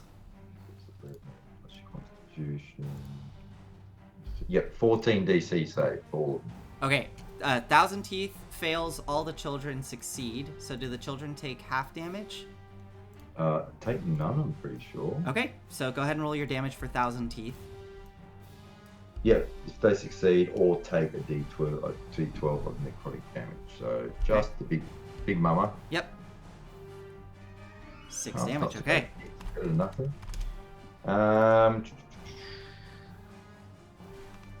And I gain a D12 of temporary hit points. Give me max, please. Yeah, 3. 3, okay. Terrible. I'll quickly just whack that in. Alright, so I rage out. And I think to the axe. Alright, show me what you got. Yes. And you hear the other voices starting to come through as you hear the other two starting to peek through. Yes, here we go. And the other one goes, yes, finally. Sethreth, as this rage courses through you and you accept the power from this axe, I need you to make a charisma saving throw with disadvantage. Oh no. Because I have charisma of -1 to that saving throw. At a disadvantage. Here we go. What's your proficient? Wow, you got a natural 20, but then you got a 4. Okay. Oh, bless won't even work right here. No, it wouldn't. Okay. Saving throw. So, okay. I need everybody to make a wisdom save for me. Oh no! Dun dun dun! Party kill! No, it's a saving throw, so we get the blessing. Yes, you can add a D4 to it. Okay, I will need it. Probably. That couldn't have worked out any more better. 22 for Aize. You got a what? 22? Okay. Did anybody? So it looks like we got a lot of low. I got a rolls. 15. You got a I got a 15. 15 with my bonus. I got a 13. Okay. Rin? I just kind of did out of habit. Okay, the wisdom save was 11. I rolled 11. So you got a 14 there. Okay. And Shifty. Oh, you're muted. Did you get? You got a 17? I have 18. 18. Okay. But I have something against if it's for fear. Okay, so Or it's brave just speed. it's just Rin and Aspen who experience this. But all of you see Sethreth rage out some kind of what it's like red tendrils come out, right? Sethreth, is that right when you rage? Yep. So Yeah. and My Aspen changed from black to red. Axe is glowing red, and like you said, the tentacles or tendrils, whatever you want, start swooping out of them. Aspen and Rin, you suddenly feel this wave of fear wash over you as you are looking at Sethreth standing there. You have quick flashes in your head of Sethreth standing before you as a powerful figure standing on a mountain of corpses, surrounded as far as the eye can see, wielding this axe. And you start to feel your mind reeling and going through some of your worst memories in your life. Sethreth, as this happens to you, you hear that calm voice go, "Good. Now we will show them who you really are and how powerful you can be." Sethreth, you start to see visions in your head of... let me find it here.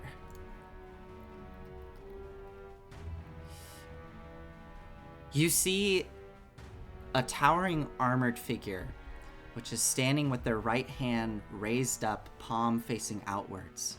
And in front of him is a tiny silhouette of a feminine form with angelic wings that stands defiantly. This figure, you realize, is Aspen. She stares up at the massive armored figure with a clenched jaw, and this armored being pushes its hand forward, and there is a blast of energy that ripples out and strikes Aspen, and she is cast off into darkness as her wings explode in a shower of feathers. And you watch as her form just tumbles and tumbles down into the dark abyss as the wings shrivel up.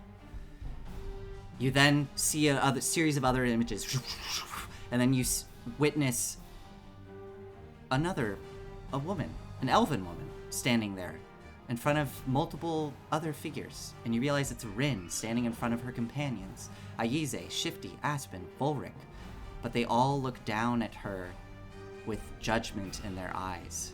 Rin looks confused as she approaches them. Volric scowls and turns his back as the others follow suit. As Rin staggers backwards, her face contorting with sadness, she reaches out and they disappear, to reveal a forest with elegant structures up in the boughs. And as she looks up, she sees many scornful faces of elven beings looking down with disappointment. One of them raises an arm and throws a stone at her, pelting her in the face. And you watch as she runs away from this village, being driven out by a hail of stones falling around her. More images flash through your head, and eventually you come to standing there feeling invigorated and powerful, and like you can conquer all of these beings standing there before you. All right, I'm gonna actually have Thousand Teeth make a saving throw versus this fear effect. So Rin and Aspen, you are suffering from the fear condition versus Sethreth. So when he is in your vision, you have disadvantage on attack rolls, and you cannot move towards him. Let's see if Thousand Teeth suffers the same condition. Wow. So Thousand Teeth rolled a 5. They are going to... I could guess what her fear is going to be, losing more heads. They're going to use one of their legendary resistances to succeed on that. So they just glower down at you. All right, Sethreth. Sorry, that was a big long moment, but it was a big thing that just happened there. So Sethreth, it is now your turn. Right. How do we go swinging a weapon when you're treading water? It's just disadvantage on attack rolls. That sucks, doesn't it? Sure does. Well, luckily you're blessed, and you're when you go reckless, it's going to offset it. So Yeah. So I'm just gonna, until a position opens up that we can move without running per se to ground, I'm just going to deal with the conditions. Okay. I will go reckless. Okay. So that means Straight roll. I'm not at advantage, right? Mm-hmm. Okay. That come through. Yep. I see a 13. 13. I get a +4 dice roll, correct? Correct. Nice. That. That hits. Plus I get to D that. Excellent. There we go.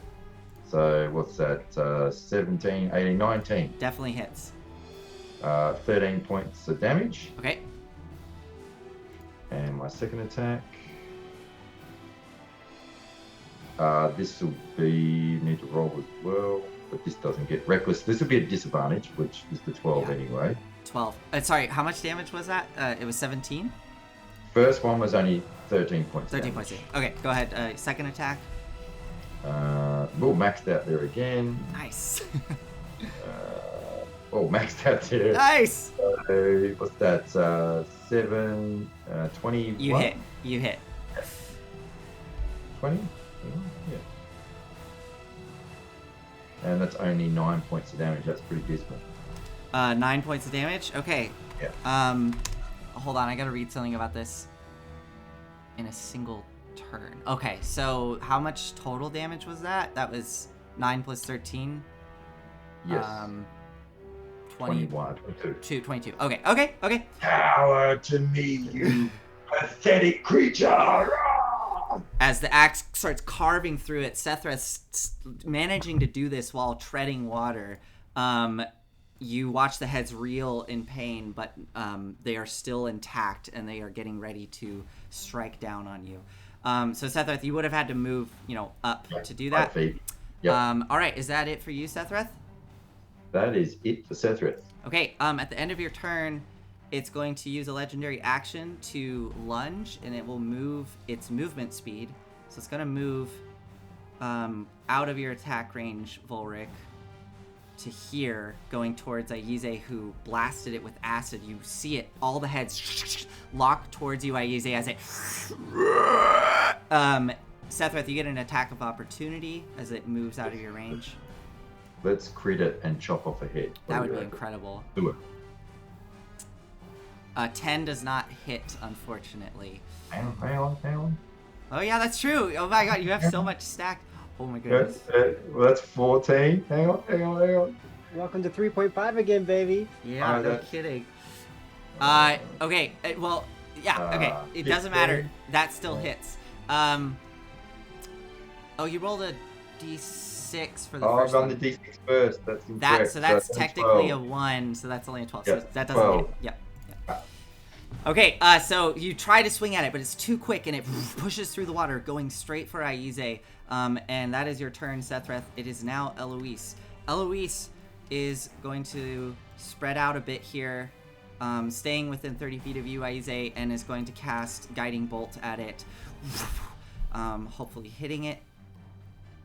We'll see here. She's going to upcast it. Oh, actually, no. She casts, she casts Spirit Guardians. That's definitely what she does. So that is a, what is the range on that? 15 foot. Okay. So I just need to put a little radius around her, and that's probably going to change what she does. Okay, so she was here. I think she okay, this is risky as hell, but she's actually gonna step. She's gonna step forward, just getting, trying to get as many of you as possible within this aura of Spirit Guardians. And you see, you see these glowing gauntleted fists appear, start swirling around and starting to slam into the side of Thousand Teeth. We will resolve that when it gets to Thousand Teeth's turn. That was her turn. Rin, you're up. You are still hidden. Thousand Teeth does not know you are there. I didn't. Is there anything I could do? Because I know I was like in fear. Because I'm used to not being able to do anything. So you can still do everything you normally do. You just have disadvantage on attack rolls when you can see Sethreth, and you cannot move closer to Sethreth. So you can kind of like imagine a radius around Sethreth. You can move around Sethreth. Okay, so if I wanted to attack one of the children that's in front of me, that out of context, that's horrible. Yes, you can do that. It'll just be at disadvantage. Okay. I mean, okay, I'm still, as far as I know, I'm still sneaking, right? Yep. Mm-hmm. Can that possibly get it out? It is a straight roll then. Yes, this is a straight roll. All right. The technicalities. Yeah, All right. yeah. Then I'm gonna try to take advantage of that, going with sharpshooter. Okay. Rin pulls out an arrow after that traumatic event. That definitely hits, and with 16 damage, it gets killed and flops into the mud. All right. Does that break? I'm assuming that breaks my Nope. sneak. Oh yeah, it breaks your sneak. Yes. So now disadvantage. You see, I shouldn't mention things. I should just go like, okay, so I get a straight roll again, right? Okay. Now rolling with disadvantage, going for the other child of the monster. Yeah. Not a contest. Yeah. Oh man, I'm doing this sharpshooter and disadvantage. Okay, come on, good luck. Nope. No, definitely not. So, as you're looking towards the next one, the next child, and getting ready to aim at this big snake monster, you catch Sethreth in your view, and his form seems to shimmer and shape into that of your father, looking disappointedly at you, and it distracts you just long enough as the arrow misses. All right, Rin, is that it for you?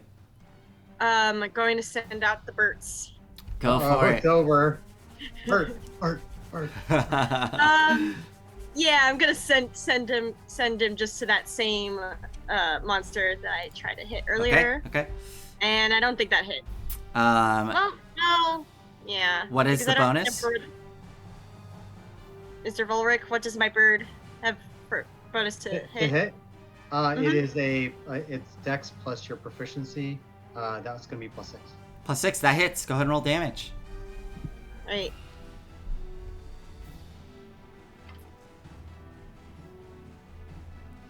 Oh wait, was that the right one? Yeah, 1d4 plus 5, I believe. Right.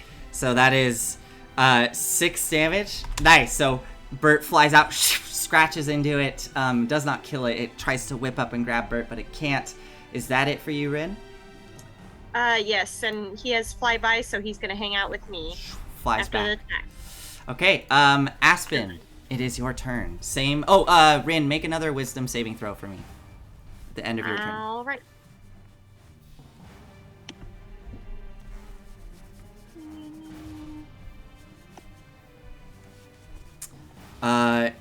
Unfortunately, you can add a d4 to it, but it's not gonna beat the save. So unfortunately, you are still afraid of Sethreth.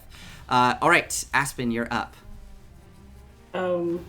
Yeah, I just kind of grab my head and I'm just whispering, no, this can't be. And then I look at the Hydra and I will Eldritch Blast it. Okay, so this will be at disadvantage, but you can so go ahead. The first one is at disadvantage? Or all of them are, unfortunately, because... Oh, you're hidden! Yes, you're right. The first one is straight roll. Yeah. Okay. 13 plus a d4. 14. I don't think that hits. Unfortunately, that does not hit, so it goes wide. So your next attacks will be at disadvantage now because the Hydra spots you as that Eldritch Blast goes whizzing past. Okay. 12 plus 4. 15. That just hits. I will spend 2 sorcery points to quicken that. Okay. And blast it 2 more times. Nice. Blast. But the 22 hits. Okay. And 20. Yes, those both hit. So what's the total damage? 10, 8, 18. 18 damage. Okay. So and it is it's looking fine. That's all I can do. Wisdom save? Yes, please. Okay. And Volric, you are next. 15. You shake off the fear. And when you look back at Sethreth, he looks the way you would expect. I mean, he's raging. Looks, yeah. But, all right, Volric. All right, so I'm partially kind of in a manta ray kind of form, mostly obviously human in my armor and whatnot. I'm going to do a tight twist in the water, almost like a corkscrew, and then I'm going to come out of the water with like a spinning kick Yes. and try and kick the child of the Hydra that's near me with an unarmed strike. Awesome. Go for it. And I will be getting a plus D3 and a plus D4 because all my bonuses. 8, does it 18 hit already? Yep. Mm-hmm. Okay, great. So it's 12 points of damage. It is killed with that one kick. You hear a Right. loud crack as its head just, and it. And then I'm going to use an action surge. Awesome. And I'm going to move half movement, which is 15 feet, over to the Hydra. Okay. I look up at it. Where are you going, little guy? And I'm going to cast Dissonant Whispers at level 2. Okay. So it needs to make a Wisdom saving throw. Okay. That's probably pretty easy. Got an 11. What happens if it fails? Oh, nice. Okay, so it's going to take 48 damage. Okay. So 3d8. Okay. So let me roll a 48 damage real quick. So here's the damage from the Dissonant Whispers, which is 11. 11. Okay. But then it has to use its reaction to move away its full movement, Okay. which, as we've clarified, I get that opportunity of attack. It is going to use another legendary resistance. No And problem. it will take 5 points of damage. As you try to whisper into its mind, it repels it. And you see that black ichor coming out of its eyes. And you almost, for a moment, you swear you hear whispers coming through into your own mind. But it does not flee. And I say to it, that's all right. You're still in front of me. I smile. So that means, of course, he doesn't, because he made a saving throw. Yep, okay. Is that it for you, Volric? That's mine. Okay. I did not use my bonus action. And then I will go large. Ah, okay, cool. So you grow up in the water there. All right, Volric, it is now Thousand Teeth's turn, finally. Okay, You better get some Thousand water Teeth. there, Nathan. I know, I keep hearing my voice go. I have a little bit here. All right, so Thousand Teeth still has 5 heads because Thousand Teeth did not take 25 damage or more in a single turn. I have never played a Hydra, so I'm kind of figuring this out as we go. So Thousand Teeth still has 5 heads. So Thousand Teeth gets to make 5 attacks on Volric because you were the one closest to it. So Volric, it Go. actually, I think what it's gonna do. Hold on. It is gonna move to here, and then it can split its attacks up. And it's in the Spirit Guardian, so it has to make a. Oh, Spirit Guardians, how do you work? Spirit Guardians, here you are. Spirit Guardians, I make a Wisdom save and 3d8 Radiant if it fails. Okay. Here we go. Wiz save. Thanks. Fails. Okay. So it's Yeah. gonna take 3d8. 17. Ooh, that's a big hit. Whew. Spirit Guardians is amazing. So as the gauntleted fists start to pummel it, the heads rise up, and it's going to bring. It's going to bring 1 attack down on Aize, 1 on Eloise, and 3 on you, Volric. So let's start with Aize. So Aize, the head comes up, and it's going to bring down on you for that's a critical hit. 19 points of piercing damage as it bites into you, Hold tearing on. away. Do you stop the crit? Yeah, I'd like it to reroll. What is this? Oh, is this? Oh, lucky. Okay. All right. It will re-roll. So it's a 19 to hit. So you will take 9 points of piercing damage. Not a critical. As there is a moment where You just managed to dodge out of the way, and it grazes your arm, tearing Oh, a hold bit on. of your clothing. But Hold on. It rolled a 19. yeah, One sec. My natural armor class is 15, oh, yep, and I will cast this, Shield. shield, and I'll throw up a shield. amazing. So it bounces off and is unable to get you. It goes for Eloise and misses with a 12. Plus one. Nice.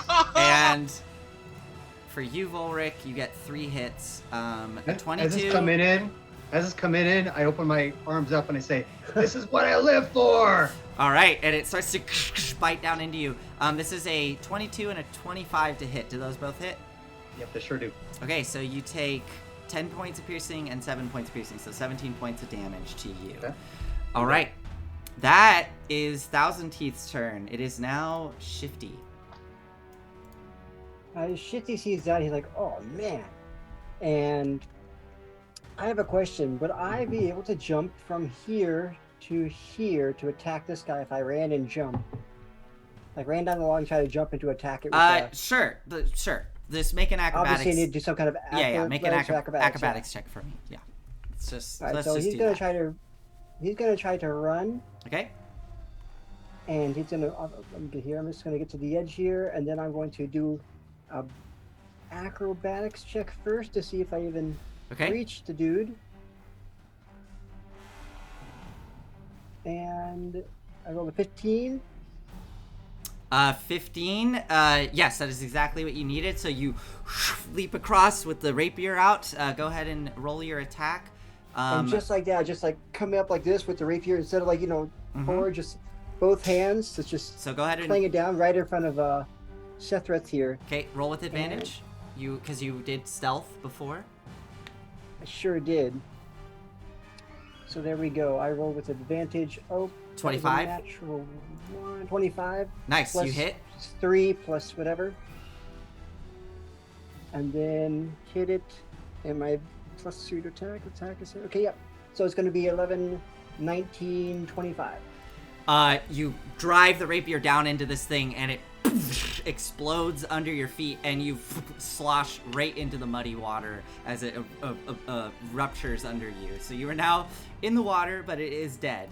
All I right. come back up out of it, and I look up at Sethreth, it was like right in front of it, getting ready to attack. I'm just like, I go get the big one now.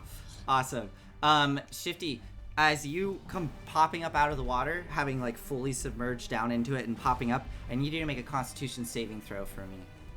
Okay, maybe not hit him. Get it now. All right, con save with With bless, yeah. a D4. So I got a 7 with advantage. You said, or with disadvantage? No, it's just a Just straight, regular? yeah, just a straight con save. Yeah. All right, so I got an 8. Okay. Yes. Unfortunately, some of this really foul water gets into your mouth, and you kind of feel this burbling in your stomach, and your joints tense up.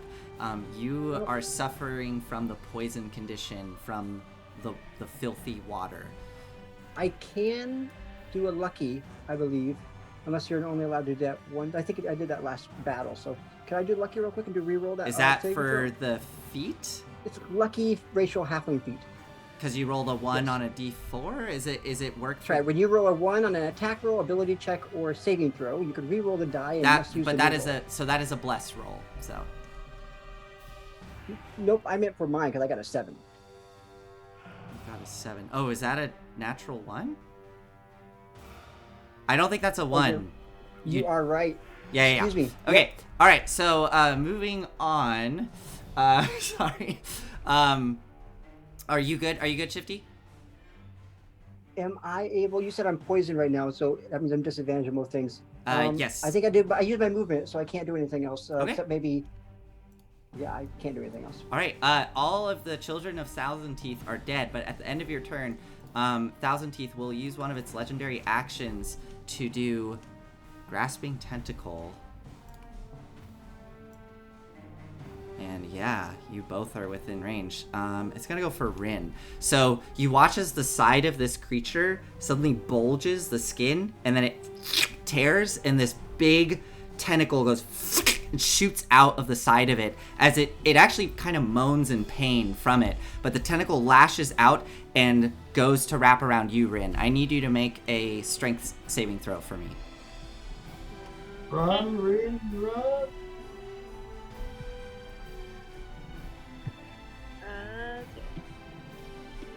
Rolling. Oh wait, was I supposed to do normal or? I think disadvantage because you're feared. Yeah.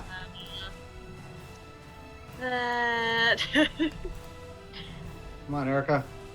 Disadvantage. Well, I'll tell you this. Yeah, so yeah, you failed, unfortunately. And the tentacle wraps around you, and you feel yourself suddenly get pulled straight towards it, and kind of stumble into the mud as it retracts back into the skin of this thing, and you watch the skin sort of peel shut once more, almost like a weird orifice. All right, that is its turn. Get over here! Pretty much. Aize, it is your turn. My goodness. Let me think about this. Fireball! Oh my. All right.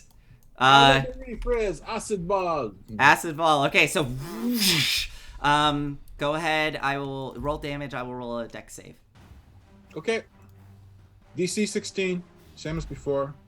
You got a 10. It fails. 22. Damn, didn't get ahead. Woo, 22 damage. Yeah, you still haven't gotten ahead. A huge ball of acid sprays over this thing. All the heads rear back in pain. You start to see the skin bubble and more tentacles start to pop out of it, writhing. What else would you like to do, Aize? Huh. I suppose running away would be a good idea, but nah. I'm just gonna stand my ground. Okay. And I would move archive closer. 5, 10, 15, 20. I'll move archive 30 feet closer. Okay.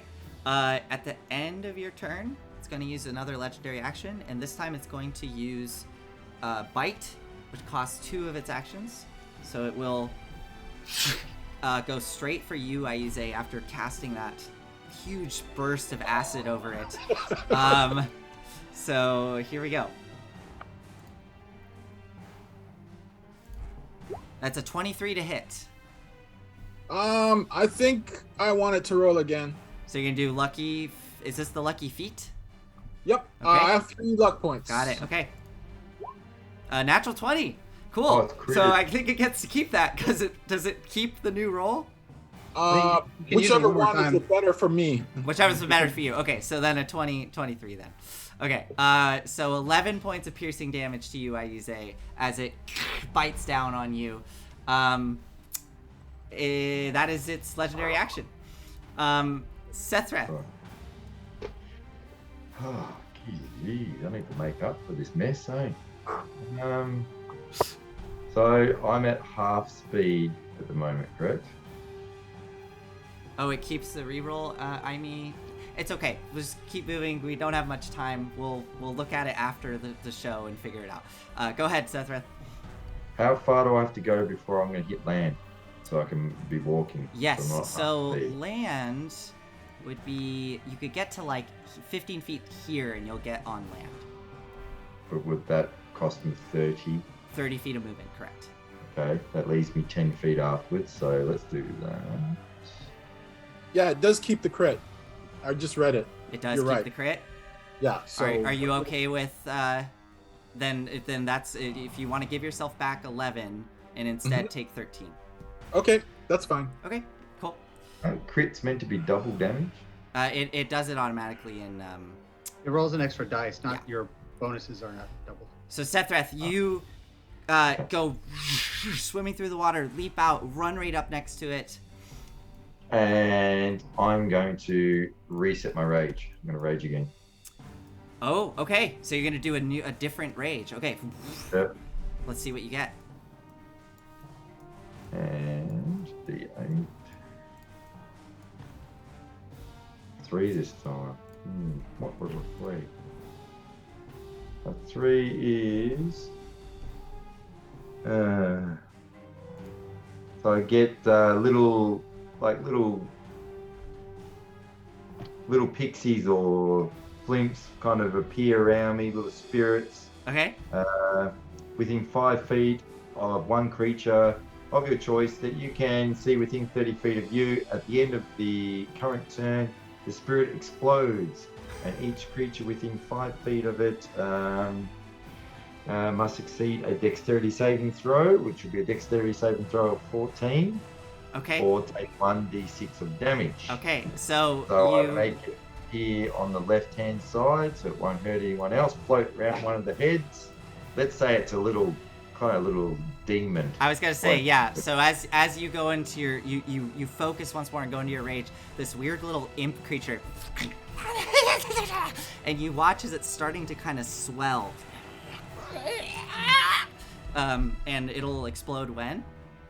At the end of my turn. Okay, so go ahead and So finish your then turn. I will attack, of course, recklessly, so I get advantage of my first attack. I'm no longer in the mud. A crit someday would be nice. So it's a hit for 12 points of damage on the first attack. Okay. Second attack is a 23, and it's the same amount of damage, 12 points of damage. So a total of 24 points of damage. So close, but you see one of the heads start to like teeter as you're cutting into it, but you cannot quite cut through the flesh. Die! All right, Seth, and then at the end of your turn, that little imp. There we go. The D. What was it? A D. Did I say D6? I'm pretty sure it was a D6, wasn't it? It's 10d10. Which was a D10. Yeah, D6. Here we go. Let's max it, please. 5 extra points. Okay, so with that little imp, it explodes, and that head that you were hacking into, you watch as the tendon snaps, and the head goes into the water. And because the Hydra is covered in acid, it bubbles and seals shut where the head was. So it's missing a head. That's how you do it, you pathetic fools! Lift your game! Rise to the moment! Let's kill it! And Rin, you're standing right next to Sethrath that you are still terrified of. The voice coming out of Sethrath is like weirdly deeper and distorted, and the eyes are kind of flickering with red. All right, Sethrath, is that your turn? Yep. Okay. Yes, good, thank you. Eloise. So she will now do. Will she do Guiding Bolt? She would do it at disadvantage, I think. She's in its range. She will instead. Forget it. She'll cast Guiding Bolt. She'll risk it. Risk it for the biscuit. Yes, Amy, she does. An 18, okay. So she, no, sorry, a 9. So she misses, unfortunately. So, trying to hit it, it goes off to the side. All right. Next up is Rin. All right. You're up. Rin, wait! Waiting. What is Rin waiting for? I just tell her, well, I mean, I don't know which I can tell her. I want her to hold her action. Oh, you want her to hold her action? Oh. Okay. Yeah, wait, yeah. I will. I kind of want to just do my bonus action, just have something done, but I could also just hang back completely if you don't think that counts as fully holding off. What would you like to do? Just send Bert out to do. You can do that. Just do what he can. Bert can do that. And then are you holding your action? Yeah, Okay. because she's also not in a terribly great mental space right now. That hits, I believe. It's like a plus. It was like a +6, I think. So that hits. And then D4 plus 5. I just keep getting ones. Another 6 points of damage. So Bert scratches into the side of this thing, flies back to you. And then Rin, I guess your turn comes to an end. Go ahead and make a wisdom saving throw. Come on.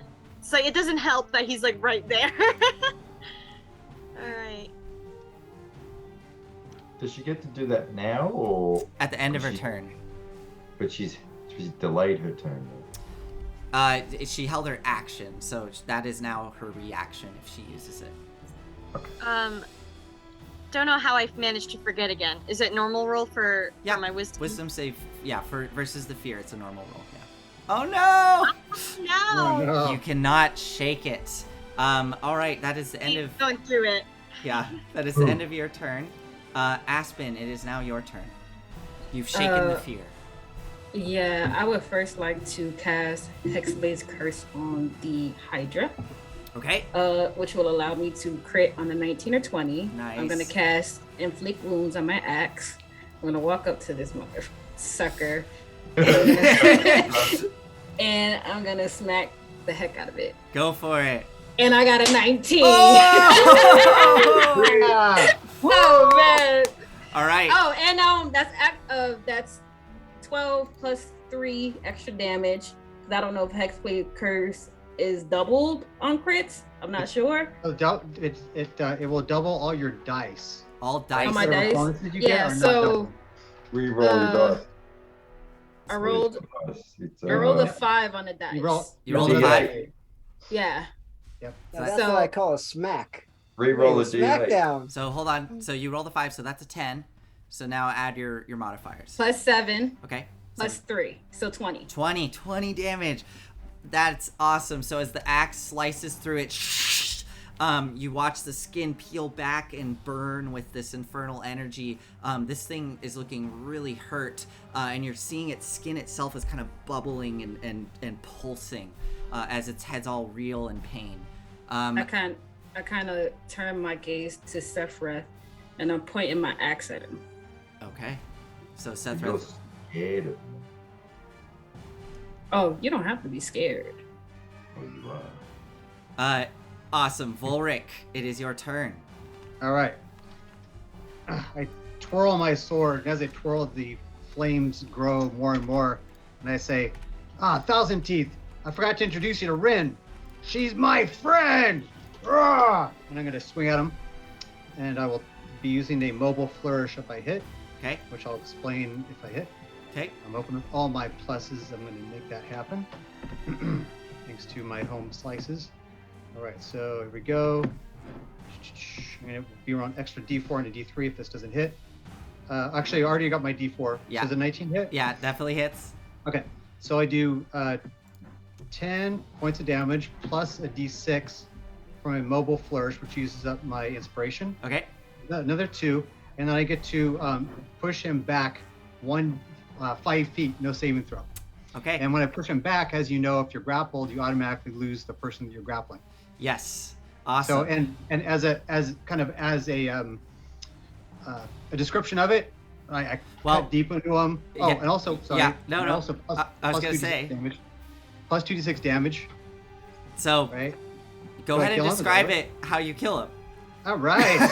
Cool. All right. So it takes another 8 points of damage from the fire, and so basically, as I slice deep through it, and it just goes deeper and deeper, and then the thing's kind of wobbling, and then I bring my knee up high and I go, "She's my friend," and I kick it, and it just kind of bursts into pieces, and the heads kind of flop side to side. There's a huge, like triangular shaped gouge in the center of this thing, and the heads are just flopping to either side as you push it away with a burst of flame, and it. Rin, you can go now. As it into the mud and starts to sink into the mud, the mud itself kind of filling with a tinge of red. There's a moment here. What do you all do? Fireball. Yeah. Took long enough. They said burn it, right? I go up and I'm like, do you think you can heal it yet? And I start swimming to the land. Okay, go ahead. You can move yourself. As I say, do you think you can heal it? More towards Aize. So Aize, you hear Shifty calling to you. Do I think I can heal it? Jupiter. So it's not moving, or is it just... Make a perception check. Okay, let me do a perception check. Nathan, I messed up. But I mean, it's dead now. It's dead. 22. I rolled a regular damage, a regular attack, not for inflict wounds, but That's okay. So, okay. Well, it's okay. We'll next time. Yeah. I don't think it changes anything, so yeah. You got a 22, Aize. Yep. Okay, as Shifty's swimming over through the muck, everybody's kind of catching their breath. Rin, you still feel that pulsing fear standing next to Sethreth. Make another wisdom save for me. And Aize, you're looking down at the muck where it's slowly dissipating, submerging under the mud. You see the carcass still squirming and bubbling as it's disappearing below the muck. Oh, there's something inside it. Interesting. If I'll you could swim chop over- this side and pull the damn thing out. I believe I'll- it body. All right, I'm not going to talk if someone else is. Hold on. So go ahead. I was just telling you I'll do that. So Okay. I'll swim over there as he's saying that. Okay, so Volric, you swim up to it. And keep talking. And Okay, I will. Well done, Volric. Rest of you get around. I mean, when Volric pulls it out, I hope it can come out anyway. so Volric, you swim up to it. You reach down into the muck and start pulling it out. Rin, you got a 19. The fear leaves you, but Sethreth is still standing there, panting. The eyes still a little red. And you all kind of have a moment as Volric is reaching into the muck and kind of pulling at the parts of this creature. I walked past Rin and looked down at her, scowling, with almost disgust on my face.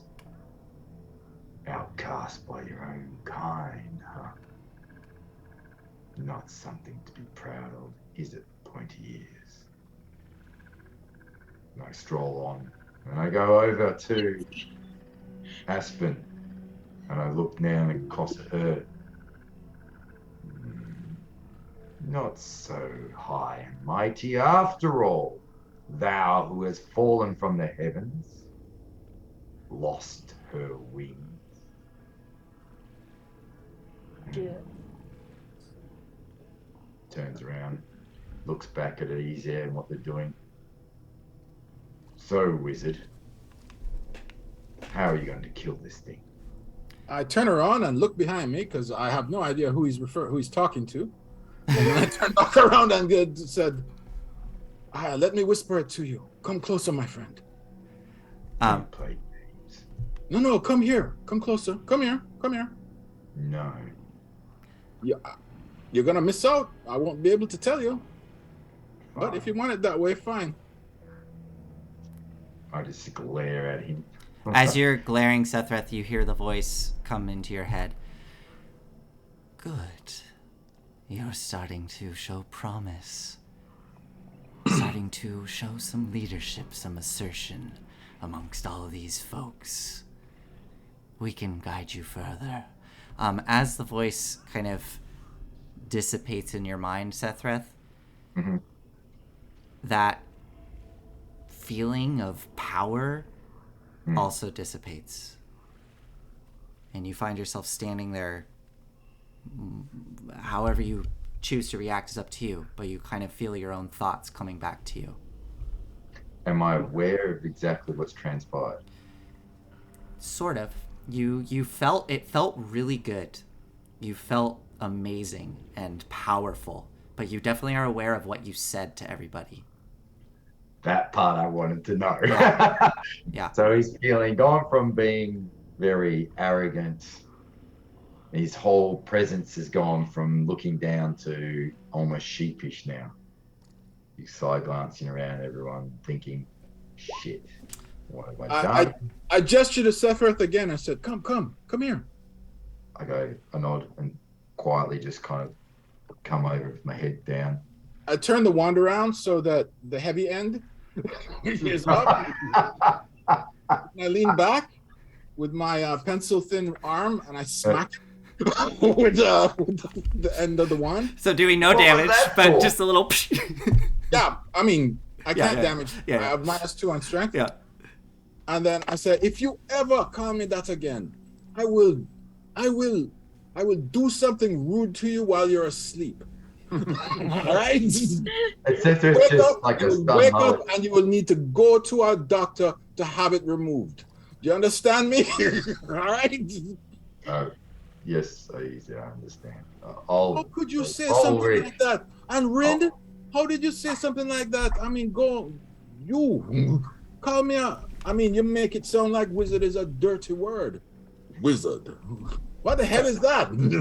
You don't hear me saying, yo, half-orc. Yourself, my drinking buddy. He's Get just your looking head down on the straight. mud Put that like a child getting told off by the principal. His toes are pushing him, prodding a bit of a weed at his feet. I'll help Ulrich get that creature out of the mud. So as you turn back, Sethrath, to go to Volric. Volric, make an athletics check for me as you are digging around in the muck and reaching into the, like, are you reaching into the insides of where you cut this thing open? Yep, I'll just Okay. reach right in both hands. Okay, go ahead and make an athletics Do I check. get blessed with this? Or that's only combat? That's only saves and attack rolls. Next? Okay. No problem. Luckily I got expertise on this. 26. Okay. Wow. You reach in, and as you shove your arms in there, Sethrath, you come up next to Volric. Volric, you see suddenly these black tentacles start to curl up the sides of your arms, and that athletics check is your ability to yank out before it pulls you fully into the interior body of this thing. And as you do, you watch as what's left of this Hydra that's sinking into the mud just splits and pops inside out. And you see the interior lining of like a stomach covered in multiple tentacles and tendrils going, and you hear this strange, like, as it turns inside out, you see tentacles erupting out of it, bits of bile spraying out, and a whole new creature seems to just erupt out of this thing, turning the creature itself inside out. That's disgusting. We're gonna, since we're running very late here, we're approaching close to close time. Let's just do one round of combat and see what happens. As this thing erupts out of the Hydra, and you notice as it pulls itself out of the muck, it didn't come out of the Hydra. The Hydra itself turned inside out, and you can still see dangling heads like off to the side as tentacles erupt and start moving. And I'm just gonna keep the same initiative, and we'll just jump right into this, if that's all right with everybody. Yeah. Okay. So I'm just gonna, it's just gonna have the Hydra's initiative. It's gonna start with 5. It's gonna get 1 turn here, and we'll see what happens. Look at Ulrich. So More fun! So as it erupts out of the muck, it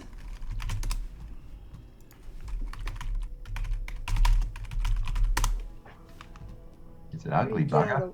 Get out of the water. Out of the water. let's see Water's how not fast. safe. How fast can I do this?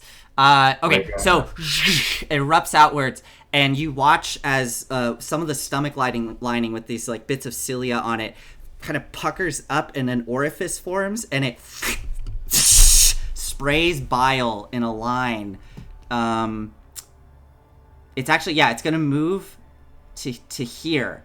And it sprays bile in a line, hitting Volric, Sethrath, Rin, and Eloise, covering you all. I need you all to make a saving throw of some kind. A dexterity saving throw, please. We're gonna need a bigger boat. And Sethrath, go ahead and make an attack of opportunity as it pushes out of the way from you. I'll do the attack first. As a reminder, Erica, you have that That held. spell. You know what? No, she has a spell that she uses a reaction against certain elements if it's like acid or whatever to half damage. Very cool. Very cool. Okay, so Ulrich also should get an attack of opportunity, no? Not Volric, because it's pivoting around. Actually, so I'll get to that in a second. Let's get all the saving throws really quick. Does a 17 hit? You need to get. I'm just gonna tell you what you need to get. You need to get a 15. If you don't get a 15, I did. so you save. So 17 points of damage. You don't take. Oh, you do Would 17 I points still damage. be? Okay. Would I still be raging? No. So 17 Okay. points to this thing. So it'd be 15. 15 points. 15 then. points. Okay. Carve right into it. The bile sprays out. Sethreth, you manage to dive to the side, and it doesn't. It does not cover you. Did anybody get below a 15? Oh no. I just did my attack roll. That was my attack roll was 17. Got it. So that was for getting an attack of opportunity. Okay. Now I get advantage on Dex Okay. Go ahead. saves. So hopefully something good comes out of this. Oh shit. Oh, So you fail. Volric, what did you get on your dex save? I got 18. So you 'Cause I- succeed. yeah. Rin, what did you get? I didn't roll my dex. It's okay. And Eloise fails, so she gets covered in bile. And you also fail, Rin, so you get covered in bile. You do not get damage yet, but you feel your skin starting to burn and bubble from this. So that it does that as its action, and because it moved, it literally pushes through you, Volric, with all of these writhing tentacles. These big, thick, writhing tentacles just pushes through you. I need you to make a strength save for me. Right.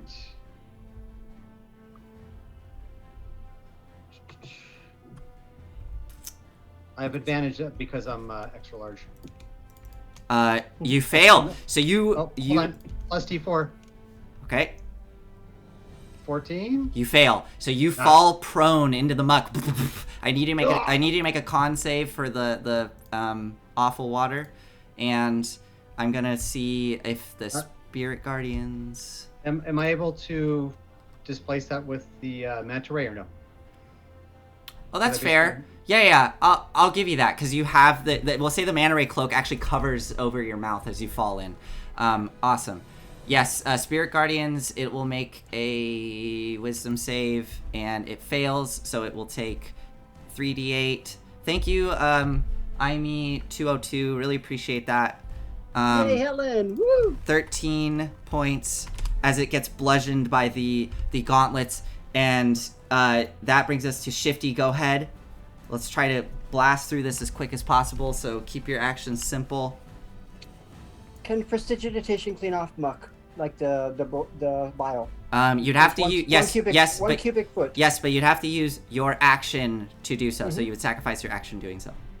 I'm right away like, oh, disgusting! And I was like, here, Rin, and I Okay. clean her. I cast prestidigitation. Okay.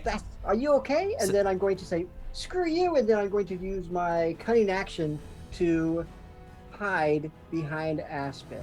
Excellent. So you go do that. Rin, you feel the acid dissipate off your body, and you no longer feel your skin burning. Okay, next. Also, con save 15. Would that get rid of my poison condition?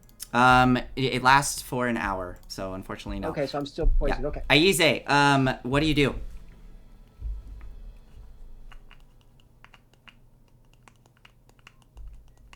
$25 points of fireball damage. Awesome. All right, let's see. What I do?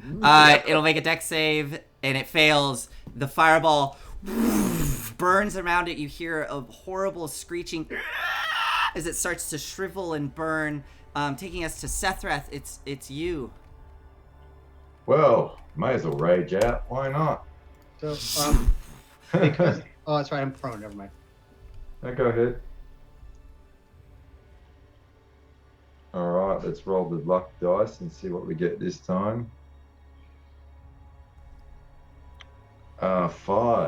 5 is whenever a creature hits you with an attack roll before your rage ends, that creature takes 1d6 of force damage. Nice. As magic lashes out in retribution. Until your rage ends, you are surrounded by multicolored. No, that's gone into the next one. That's it. So, Cool.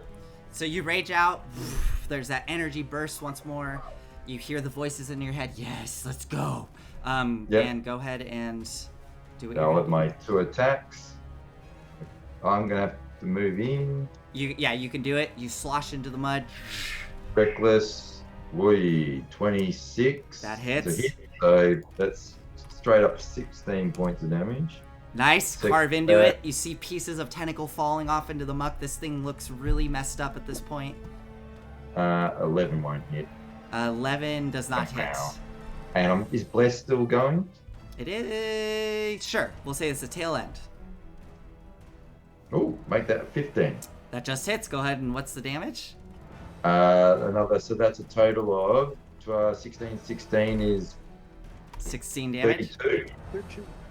32 points of damage. That was the total. 32 is the total. Yeah. Okay, so nice. Okay, so 2 big hits. Tentacles fall into the water. It's barely holding together as bile is secreting out of it. But wait, that can't be right. Can't be its turn again. I don't know how that happened. I didn't go yet. Yeah, it started first. Yeah. Didn't know It is Eloise's turn actually. So I don't know why. Here we go. It's Eloise's turn. Eloise, at the beginning of her turn, because she still has bile on her body, she's going to take. This could be real bad for her. She takes 39 points of acid damage. Wow. She is knocked to 0. She falls to the ground, writhing in pain, screaming as it's starting to dissolve her flesh. I will grant her saving throws, since she is your sidekick here. So she is starting to burn up and perish. The spirit guardians dissipate. Rin, you're up. This thing is, like I said, it's barely holding together. You see little bits of bile spraying out of it. The tentacles have fallen off. Shit is gonna give you a thumbs up from between Aspen's legs. I support you from here. So Erica, Okay. Erica, it's called when the damage comes, it's called absorb elements. Is what you're gonna call it. I see it's above But my longbow. you don't take any damage. But he took it off Yeah. me. Yeah. So I'm good. The bile was removed. Or Mr. Clean. I enjoy when I don't have bile on me. So, shooting with sharpshooter. Finish him. It's gonna be 11. That so unfortunately does not hit. I wanted to use my other one to cure wounds, but this is our last round, so let's go. That's the spirit. 20. Nice. 20, that hits, and you do 15 points of damage. Rin, with that, as your arrow flies through the air, it pierces right through the stomach lining, and it just splits in half as this black ichor starts to pour out into the muddy swamp, and it is destroyed. As it's sinking, I say, like I said, meet my friend Rin. Ha ha! Yeah, this is all part of the plan. As you all stand there, regaining your breath, we have probably 5 to 10 minutes left here, but maybe we can slightly montage this. Yes, medic Eloise is dying. I'm sorry. Go ahead. I'm gonna do a prayer of healing. Okay, so Eloise is brought back.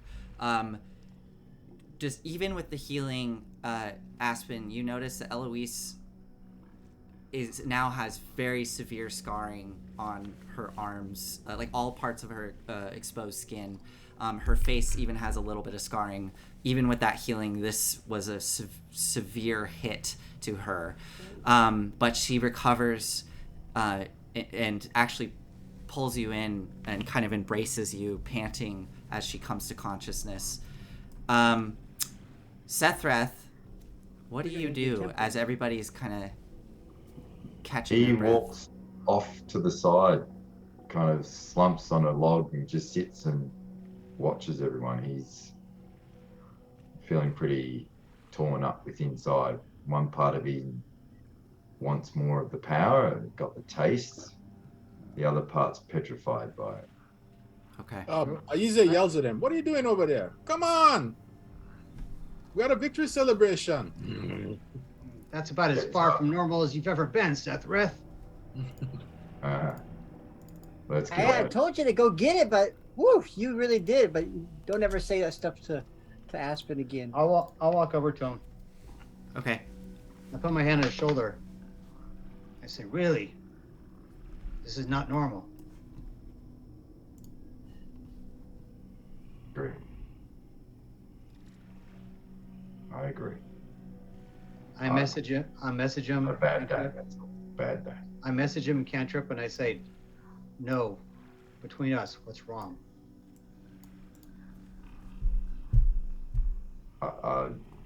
Getting memories from my past. Since you wanted, it's not good. Some of those memories are more like, how do I say? Not memories, but it's like I'm tapping into the real me. It scares me. I know the real you. Whatever this is, it's something to deal with. It's not something that defines you. Yes, I agree. I'll work it out. I promise. We're all right then. And I'll offer my hand slab. Try to pull him off the log. I get Right. up. I slap him hard in the back. I say, "You are a warrior. You are a friend, and you are good." Thank you. Now let's get the hell out of this shithole. I've had enough. As you say that, Ashwak comes out of the brush. What has happened? And looking at the now exploded out form of Thousand Teeth. And turns to you, Aize. Are they at rest? Yes. Although I believe that an examination is in order, but yes. Of course, yes. It was a thing, some form of parasite that was living inside it. You got an infestation problem. All right. But it was dispatched. As you all kind of, I'm assuming, Aize, you're probably going to go investigate the body and examine it. Ashwak informs you all that the sun is like almost set at this point. And he helps you in kind of gathering what you need, gathering the information you need. We'll resolve that next episode, Aize. We'll do the rolls and all that. But you do all of this and gather the information that you can from what's left of the creature. And Ashwak leads you not too far away, maybe half a mile away from this kind of putrid part of the swamp, and finds a nice dry area under a big swamp tree, and says, "We need to camp here for the night. It's too dangerous to travel through the swamp." As you all gather up and set up camp, slowly drifting off into your various modes of sleep or trance in the case of Rin, you're all sitting around there, and Sethreth, you see all your companions at rest, asleep around you. I would like to open it up to just you for a moment. What do you do, Sethreth, as you sit here seeing all your companions sleeping around you? He very quietly gathers his things. He starts to leave the light of the camp. And on the edge of where the light reaches, he stops, turns back, looks at his axe, looks back at his companions, nods his head in confirmation of his decision is right, and slips into the dark. And we see Sethreth walking off into the darkened swamp, leaving behind his companions, who are none the wiser as they rest for the evening. And unfortunately, Sethreth is going to be gone for a while from Dress to Quest. Yeah. For When he those, comes back, he'll be the Swamp Thing. yeah. We're really hoping that Jack will be able to return and join us again, but for now, Jack needs to take care of some things, and Sethreth is no longer going to be with us for the adventure for a while. And Sethreth has some things to work out. So Yes, Death definitely does. And like Nathan said, sadly, It's come to a point career-wise that my weekly hours are a little bit more restricted, and sadly I can't accommodate the team's streaming time, and I've got to concentrate on my career for a little period, and hopefully in the very near future I'll be able to get that balance back where I can commit to the team again. Look, if I could have it my way in the perfect world, I definitely wouldn't be stepping out at any point. This group, the people in it, I care about you all very much, and it's been a marvelous, enjoyable period of my life. And I'm hoping in the near future that I'll be able to step back in. But to all the team members, Eric, Space, Chris, Josh, No. Erica, and Nathan, love you all. We love you too, Fair man. dinkum. You're gonna make me cry. Don't you start. And to all our supporters, the people out there, I really appreciate it. Look, it's not goodbye. It's more adios temporarily. And I will still be doing my best in the background to be supporting the group through Facebook and any other events that may fall that I'm actually able to help out. It's not goodbye forever. But thank you, Gone everyone. roving, right? Appreciate it. Just gone roving. Went and got a prop flask so I could like Aw, those jobs. thank you. Job, Got a Jack. D20 on it. Cheers. Been fun, buddy. We'll see. Thank We'll you. see when you get back. Yeah, you're really, Yeah. really gonna be missed. We miss you. And we love you so much. Yeah, Feelings mutual, guys. you've done so much for all of this stuff that we're doing here. And I should mention, he's been working really hard on his fake Australian accent, and he should be commended for that. He Yeah. actually Oh. lives in He even Fremont, moved there to California, commit. yeah. I know. No one knows that Jack is actually from Ohio, Yeah.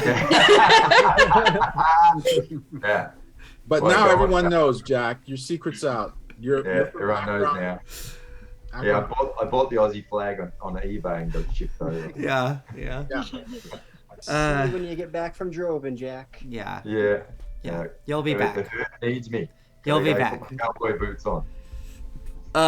Well, I think with that, I know it's a very sad note to end on, but I think we're gonna end here. Thank you everybody who's stuck with us here for this long episode. Thank you, Jack. Again, just one last time, thank you. You've been so much fun to work with. I love your enthusiasm. I love the way you interact with the world, and you've just been a real joy. Yeah. So. Thanks, Jack. I think that's it. Love you all. Bye, everybody. We'll see you next week.